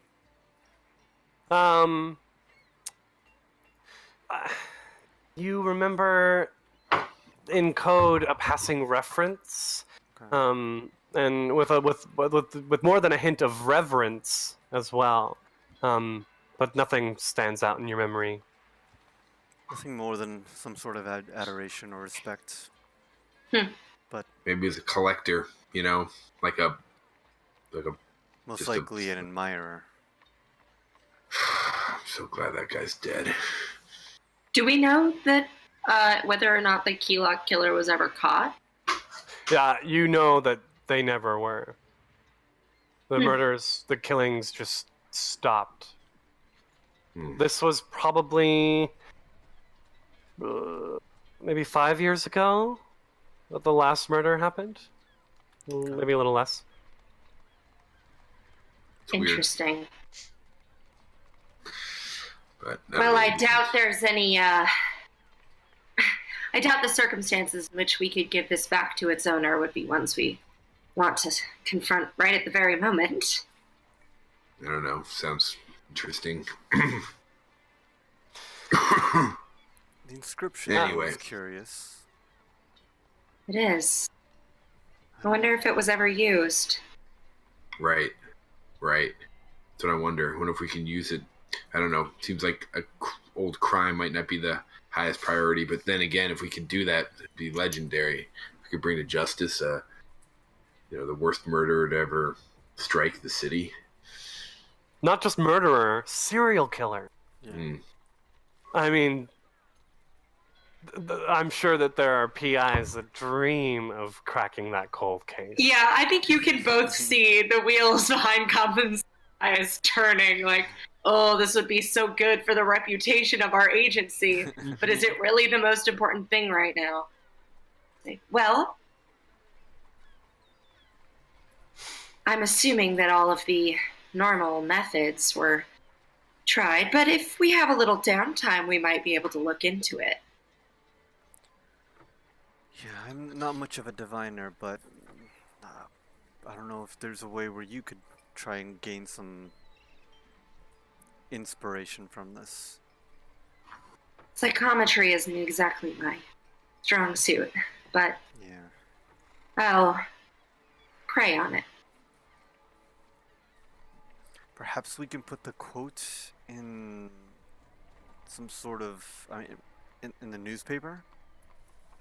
See if anyone bites? Maybe not mention Perhaps. the blade? Oh, I don't like Chris's face. Oh, forget that. Oh, The Corvosan Times? He was trying to think okay, of the name of the okay. paper. Maybe I like the Corvosan Mirror. The Crimson Letter. Crimson Letter? That's Ooh. nice. I like It's that too. like the Scarlet Letter. Yeah. I'll think about it. Let's if you're let's the camera as they're leaving, they're like, what is I'm doing all these sound effects today. We follow the stairs back down. Ivor's heading towards Commander Marcus Endrin's office.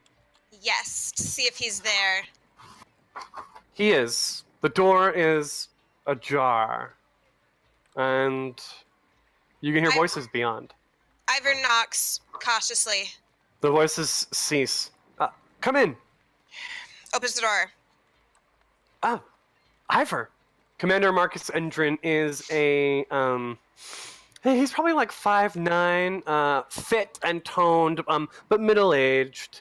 His son Pim is, I think, maybe like 10 years old. We decided on, and he is speaking to Yignal Bearwatcher, the Shoanti man who helped train you in your powers, and has always been a source of comfort for you. He's also talking to Henny's on again, off again boyfriend lover, Kaldek, and he also has been a sort of uncle figure to you.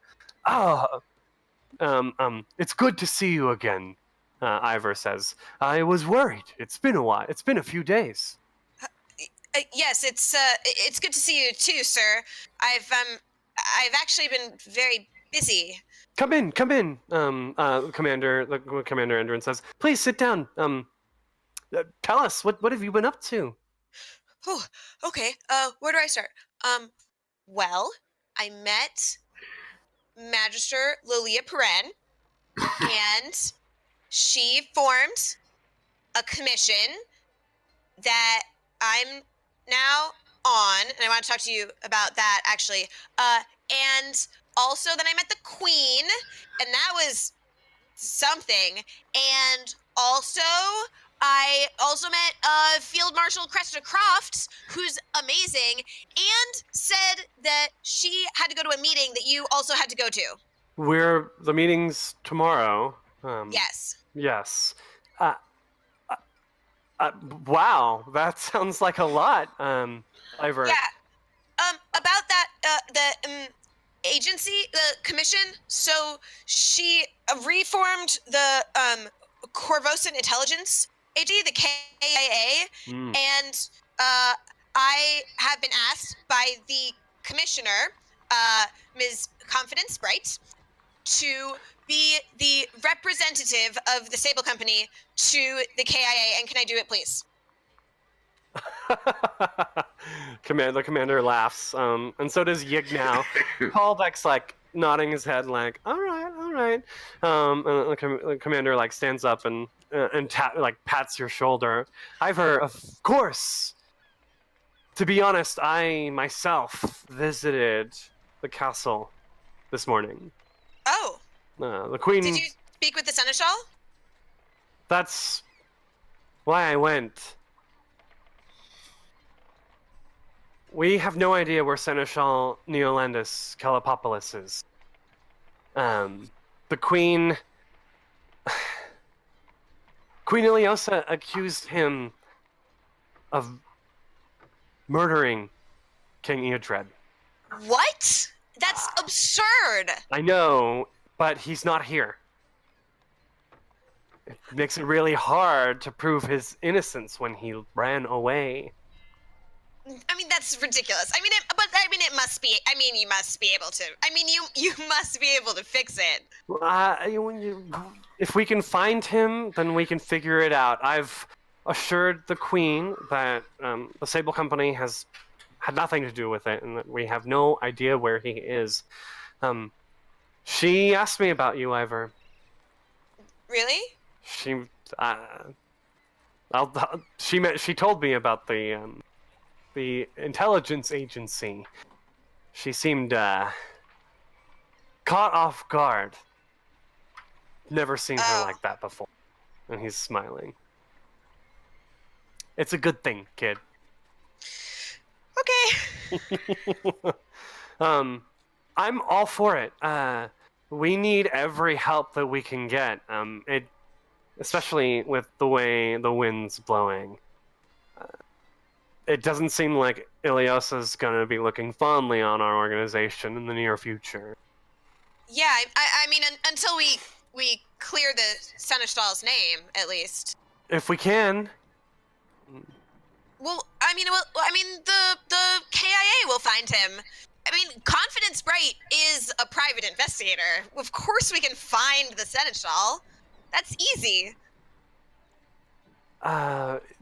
Commander Endrin looks to the two other adult men, the older men in the room, and all three of them share this kind of look maybe it's not all that simple, Ivor, but he pats your shoulder again. I appreciate your hopefulness. I just hope that the Seneschal's okay. I'm worried. Of course. But tell me more about this agency. They sit down. What have you been up to the past few days?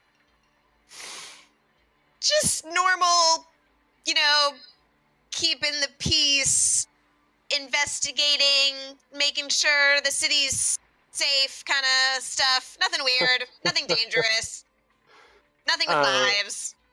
A table and a bunch of coins. The wind blows very loudly outside the tower walls as the camera zooms out through them. It phases through the walls. And we kind of start spinning around the tower in a circle, going up and up and up. Till the wind blows once more, and we enter into the airy, the top 2-3 floors of the Grand Tower where the hippogriffs are kept.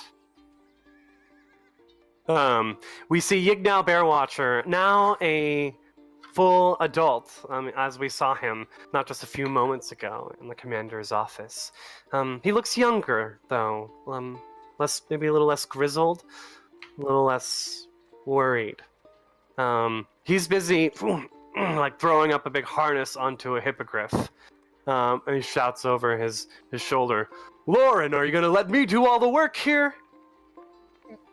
Yeah? What? No, I'm just kidding. I'm Lauren comes up and throws another harness onto a different hippogriff. Yignal's laughing, trying to throw you some shade, when we hear a woman's voice. "What are you boys laughing about? Aren't you ready for our trip?" As a very, very pale woman enters into the room. Her light brown hair kind of coming down long, and she whips it around and throws it into a tight knot. Her accent and style kind of portraying the fact that she's Chilaxian. "I think Ivor's ready for his trip." And we can hear giggles coming from the steps over to our left. I think Ivor is probably 6, 7. 6, I think. So he's quite young. Maybe we still see him in a miniature version of the Sable Company's scarf. Oh yeah, but it's Very- they had trouble making the sigil miniature, so it's a tiny scarf with a giant sigil.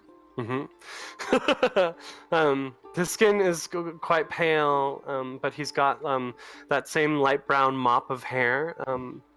It's actually, I think, probably very blonde at this early age. So he's a stark contrast next to his father, as he runs up to the hippogriff that Lauren and Sita are standing next to. I want to ride with Yigna.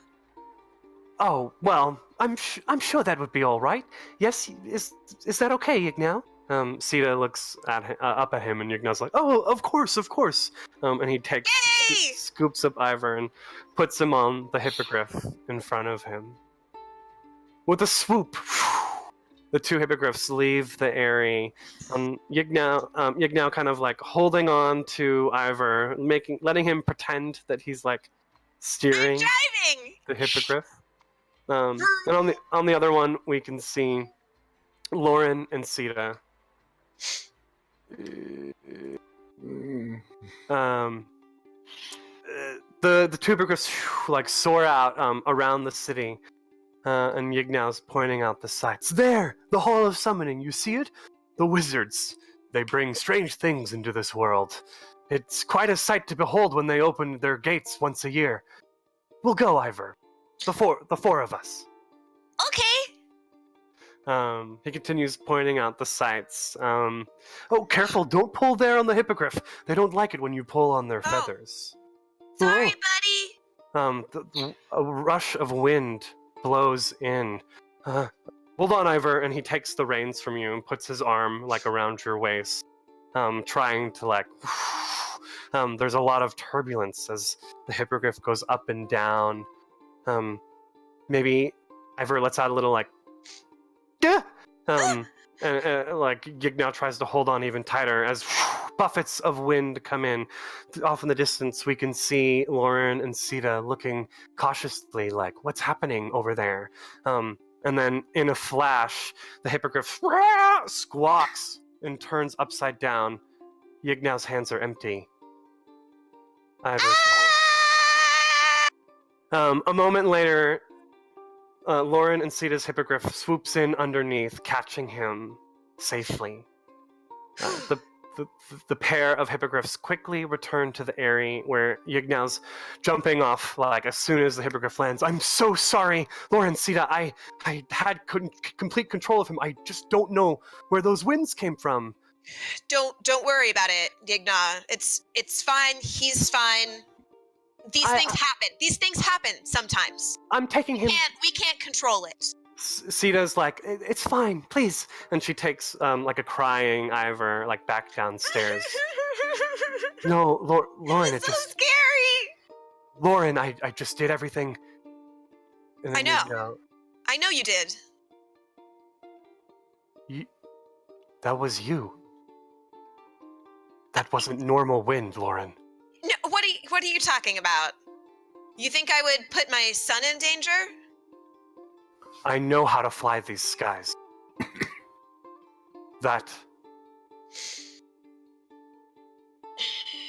I know your life is different. That you and Sita have another part of you that you keep away. But I worry for Ivor's safety. I care for him as if he were my own. I know you do, and I appreciate that. But Ivor's life is different too. At least, I think it is. And I'm going to find out. And the camera zooms back out of the area and back down into Ivor's bedroom, where he returns to meet with the rest of the Corvosan intelligence agents. Hey, all. So, good news. I am the official representative of the Sable Company to the KIA. Thank you very much. Congratulations. Congratulations. Not so good news. As we suspected when we visited Castle Corvosa, the Seneschal has not been seen recently. And worse news, apparently some people suspect that he may have been responsible for the king's death, which is absurd. Of course, he would obviously never do that. It's just that he's not here. And so if he were here, then, you know, he could make everything right and prove that he had nothing to do with it. So we just need to find him. Yeah? Hi. Who suspects that the Seneschal killed the king? I mean, I think just like the queen and maybe some other people, but like we can put it right. We just have to find him. Did Commander Endrin say we should find him? Or is the Sable Company looking into this matter? I think they're definitely looking into it. I mean, we do report to him, but you know, I mentioned that you were a famous private investigator, and that we could probably. We could probably help. I mean, they have so much on their plate, and more people looking is better. I mean, we have to find him. I would certainly be interested to speak with him if the Queen is accusing him of murdering the king. But that is a tall order. But you're really good at this, right? Yeah. Mission accepted, right? I'm You all getting do into know a that I've only been a private investigator for about 6 months. You do know that, right? But it's been a Longer very than anyone successful else. 6 months. I mean, you found Gadra Lamb. Yeah, well, I had some help. We had a magic deck of cards. You have that now. You will have help now. Speaking of which, I was wondering, maybe we should talk to Zalara about that other matter that we were discussing earlier. I kind of say to them, it just occurred to me. I keep on forgetting we have that resource because I'm terrified of it. After what happened last time, so am I. Yeah. I kind of sit and kind of lean back against the bed frame of Ivor's bed. And everything started going strange when the king died. I mean, obviously things were bad before that, but finding out what happened to him, finding out if the queen is right or if she's spouting wild accusations, all these things could be helpful to ensuring the stability of Corvosa. Right? Right. I mean, it could be a coincidence. I'm sure a lot of things got weird for a lot of people when the king died, but it seems like the way we all came together, the stuff happening with Corva and the work she does, the Seneschal going missing, it just feels like there's all these pieces that are connected, so we should, maybe we can. Yes. I don't know. I think I'm kind of like absentmindedly sort of like running my holy symbol between my fingers, like, please, I need some sort of answer here. Mm-hmm. It certainly couldn't help to make a few discreet inquiries. Well, discretion's my middle name. But if there's anyone that wouldn't want to be found, even more than someone like Lamb, it would be someone that's accused of murdering the king of one of the greatest cities on this planet. I mean, he may not even know that he's accused. He's only being accused because, he's missing and... Was he missing He may not before? even be missing. What are you suggesting? It's entirely possible that he's dead. Yeah. I mean, I don't think that we need to go down that road. No, confidence is right. unless Statistically, there's- after 48 hours, he's most likely dead. I go down that road. I live don't down think that that's road. true. I don't think that I think that you're making that up.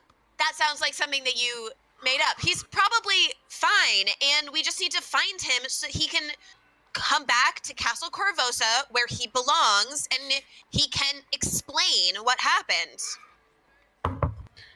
You seem to be pretty invested in this the Seneschal, Calipopoulos. I mean, the Sable Company reports to him. That's true. Commander Endrin reports to him. Yeah. I mean... Ivor, do you know, I, not being a member of the Sable Company, don't know these things. Do you know who the Sable Company reports to in the event that there is no Seneschal? Do I know that? Does anyone? I mean, the commander, of course, maintains control, but there's not really a precedent for it. Yeah. They might. When there's no Seneschal, they just name a new Seneschal. Who names the new Seneschal? The monarch. Let me tell you what I see. I kind of stand back up and pace back and forth, holding my holy symbol. We're in this messy teenage boy's Mhm. room in a tall stone tower that overlooks the entire city. A strange place. In the past few days, Queen Iliosa has come to power. Riots have raged across the city, sowing confusion. The Seneschal, one of the only independent, truly independent sources of authority, goes missing and is accused of a horrific crime, allowing the Queen to appoint a new Seneschal. She also calls in the Order of the Nail. Yeah. This looks like somebody testing the limits of their power, which is interesting. Do you mean the queen whose jewelry we found in the possession of a known criminal? I mean, it is a little coincidental, I guess. I don't know what it means. That's just what I see. These kind of questions get people killed sometimes. We should probably That's try right. to avoid. Or We should try to worse. avoid that. Wait, what's worse than that? Oh, like going to hell or something. Yeah, that is probably worse. Sure. But let's think about what we can do. It's our job to. Well, it's your job. It's all. I don't have a badge yet, but I'd like to. But it's the job. No. Job. It's the job to figure out. Like we have to gather intelligence That's about Kavorsa as a sort of as agents of sorts. So this is kind of like what we're supposed to do, right? Well, Much bigger scale than we're used to. it's Well, true. We've only been doing this for a day and a half, but so that's less than 6 months. You private investigator. Yeah, I've been an agency for a day and a half. Why not try and find the missing seneschal accused of murdering the king? Sounds like a great elevation in scope. That's the from spirit. Blackmailing crime lords. I mean, it would certainly improve our standing. On I know those- that's- Only if we succeed, Lucine. Right. We'll be back to busting up butcher shops if we don't.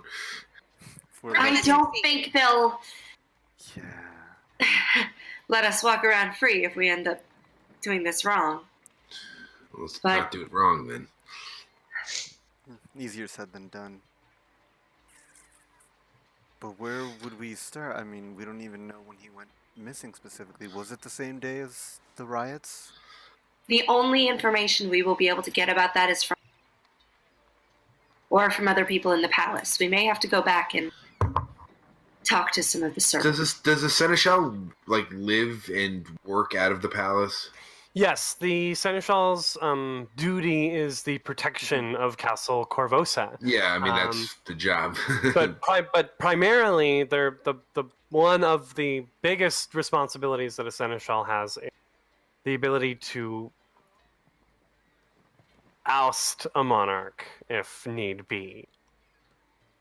Normally not by killing them, I assume. It's normally through legal measures.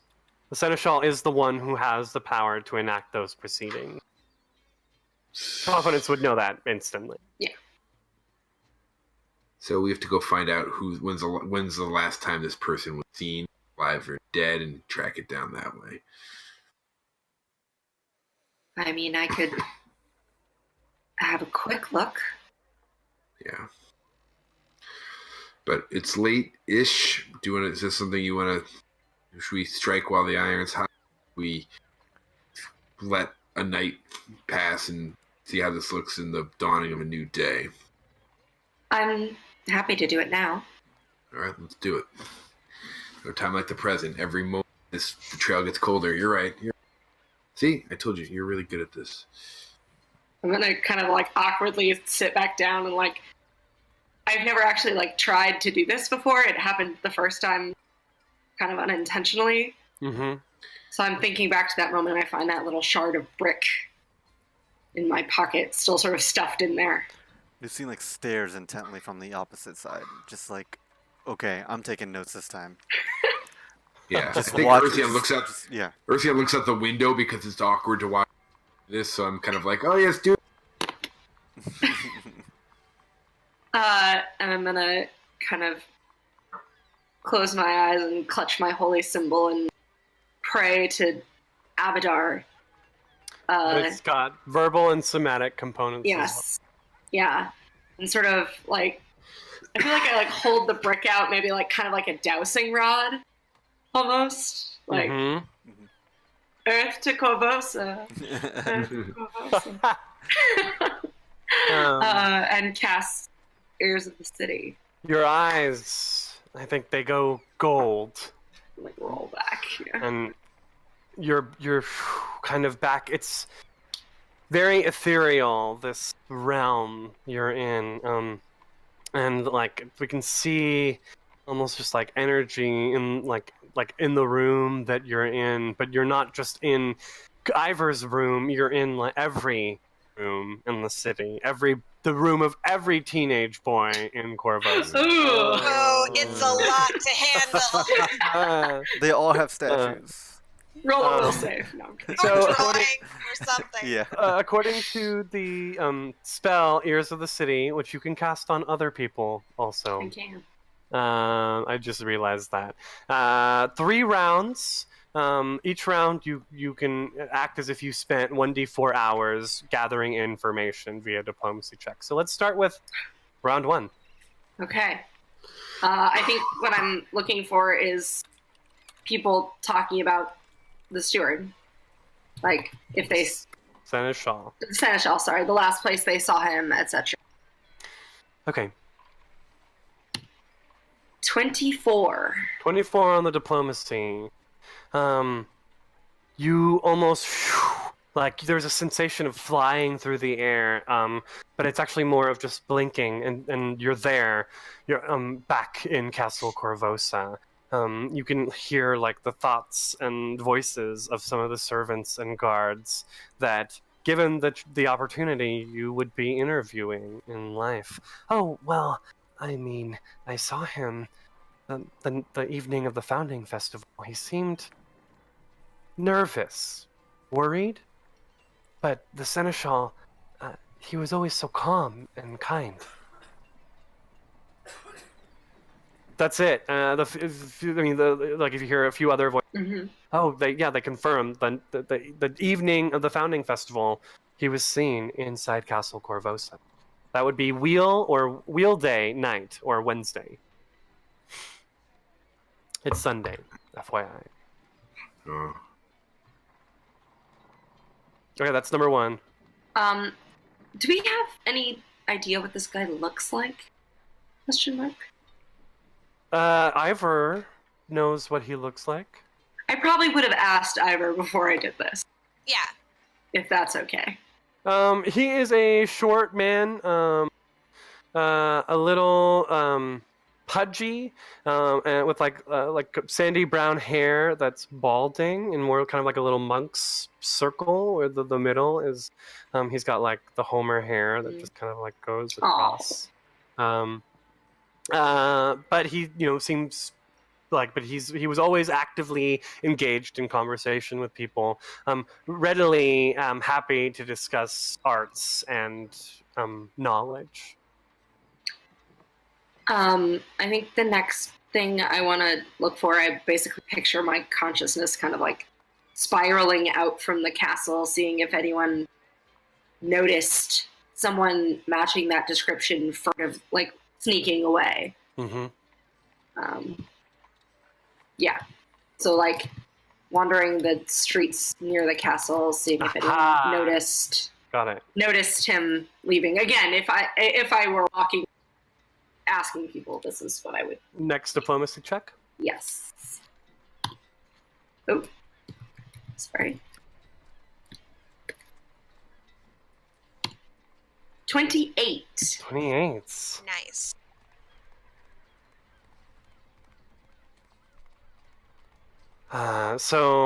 As you're like conscious, I was gonna say spirit. It's right, but it's just because we're divining, so like, there's no actual. Your spirit isn't moving anywhere. In fact, the illusion of movement through the city and the discussion and conversations, these sounds and snippets, are all just ways that this divine magic is is making this information understandable. Exactly. But so no, we hear, no, sorry, miss. Oh, so sorry, I didn't see anyone like that. Oh, like maybe one person is like, oh, I saw someone like that, but oh wait, no, actually, it's not who you're. But plenty of people being helpful, but that night was so wild, not just from violence, but from partying. It started off as Mm-hmm. a celebration of Corvosa's 303rd birthday that ended into pure and simple anarchy. I think the last question that I want to ask is kind of. Oh, I have two thoughts. I don't know which one is better. And you can't ask the group. I can't. You're right. Mm-mm. I think I'm gonna, since we're kind of out around like the people who have been sorting through the wreckage and the people who have been cleaning up neighborhoods and dealing with the dead, see if anyone noticed a body that matches this description in any way. Perhaps even defaced or mistreated in some way to avoid that recognition. Oh, I rolled a natural one! Well, It's an 11. Yeah, yes, it's a skill check. There are no natural fails or successes. He's definitely dead, though. Like you see, like a group of Pharasmans, priests of the dead, that are doing exactly as you speak, like sorting through. A young woman just shakes her head solemnly. No, no one like that. You're welcome to look through the bodies if you like. And like you definitely see like the faces of the lines of corpses that they're collecting for funereal rites. It's a lot. You're looking at well over 24 bodies that are being collected in various states and forms of rotting. Disrepair is not the right word, but these are organic constructions that won't be working again. I think how Nisine would say it. I think afterwards I guess, oh, that's it's still weird. It's weird. The palace servants saw him the night of the founding festival, and he wasn't acting normal. He was acting strange, nervous. But no one saw him leave, at least not that night. And as far as I could tell, his body isn't among any of the dead that people have found. Doesn't mean a lot, but yeah, something. No one saw him leave the castle. Not as far as I could tell, but it's entirely possible that he could have disguised himself effectively enough to hide from normal prying eyes. That's what I would do if I were trying to get out of a castle. Or it's possible that he didn't leave the castle. That's another possibility. No, I'm not thinking what you're thinking. I mean, he's the seneschal of Castle Corvosa. His job is looking after the castle. He probably knows it better than anyone in Corvosa, certainly better than a Chelish queen. That's a good point. So hiding within the palace, perhaps? It's possible. Anything's possible. The question is, how do we get into, if we want to investigate this, how do we get into the most well-guarded, place in the city, especially in this time? Well, isn't that where all of the city's various commanders are meeting tomorrow? Indeed it is. Are you trying to get an invitation for the head of a particular new and influential agency? For the whole agency. Don't think that's going to be possible, Ivor. The Queen would have. And if she does have anything to hide, she might not want extra variables. Mm. The more people,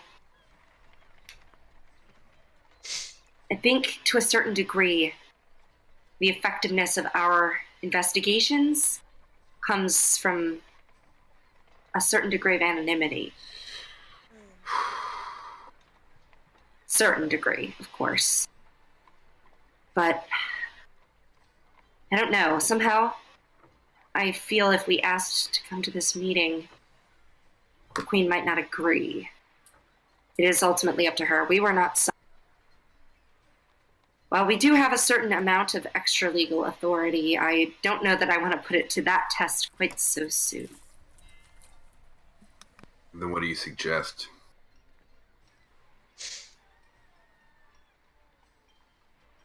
If one of the other commanders were to invite us, that might be a different story. I know one of them. I think Ivor knows him better. We know, don't we know all of them? Aren't the Order of the Nail also being summoned? They are. So Yeah. collectively, we know all of them. I don't think they remember me. I don't think that's a good idea. In fact, this is a bad plan. This is a terrible plan. We should probably avoid this plan altogether. What about... You don't think the Mara Lictor would be glad to see you again? You don't even remember me. It's fine. I mean, but but to play it safe, probably a bad idea. Just saying. Perhaps if we're accusing, essentially, although we are not accusing the Queen of what the Seneschal is accused of, perhaps trying to break in would not be the best course of action if we're trying to... We're not accusing anyone of anything. We're just Of course not. trying to find the Seneschal. I think if we had to go to one of the commanders to ask for an invitation, it would have to be Field Marshal Croft. Perhaps we should ask Field Marshal Croft to extend our services to the Queen. Yeah, good idea. If she really does want the Seneschal found, perhaps we are the best people to aid her with that. We have already proven that we are capable of finding things that are lost and thought irrecoverable. It's a good idea. Great idea. Chris, just one thing out of character. Mm-hmm. Does the Seneschal have people in Castle Corvosa who work specifically for him? Like, he's not just there by himself. No, I'd imagine he has a few Marines there with him. Sable Company Marines. Yeah, exactly. And have they, has Commander Endrin been in contact with them and gone down that route? Definitely. They don't know.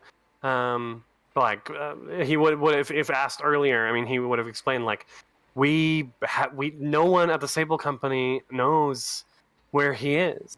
And the few Marines that were working for him inside Castle Corvosa, they said good night, goodbye, and then in the morning, everything was different. Okay, but they do know their way around the castle, and they are still there now. Yes and no. They have quarters there that they can stay at, and they'll fly in between the Great Tower and the Castle Corvosa. But it's touch and go. People also have families that live in the city proper, so not every Marine lives in the tower either. Right. Okay. That's all to say that I haven't really thought that hard about it as a GM, and I'm going to stall and vamp until I have to make a decision for later. Sounds good. Sounds great. None of us have ever done that before. If no one else has pressing business, perhaps we could spend some time composing our letter of offering our services to the Queen and have a night's rest to think about it. Decide if it's really the best course of action. Okay. Also, I haven't had dinner yet, so, Oh, we can eat here. That's what I had in mind. As They well don't as have So- waffles, a letter though. for me. That's only breakfast. So Yeah, as well. the Corvosa Intelligence Agency heads down the stairs of the Great Tower to go and sup with the rest of the Sable Company, we shall end our episode on that note. Thank you everyone for hanging out with us tonight. We love gaming with y'all. And we just love having you around in general as well. Mark your calendars. You should tune in every Tuesday. But next Tuesday, April 23rd, is going to be particularly special because it features the triumphant return of everyone's favorite Magus, Simran, played by our good friend, Pooja. Pooja. We're very excited to have her back, and you should definitely, if you think this was a very special episode, tune in next week. Ooh. Yes! Gonna get That's all something I'm special. saying. Lucky number 13, guys. Oh, yeah. That means it's gonna go great, and no one's gonna die.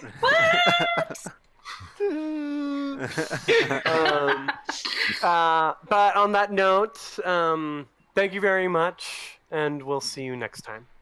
Okay. Good night. Bye, guys. GG, everyone. Come game with us. Bye-bye.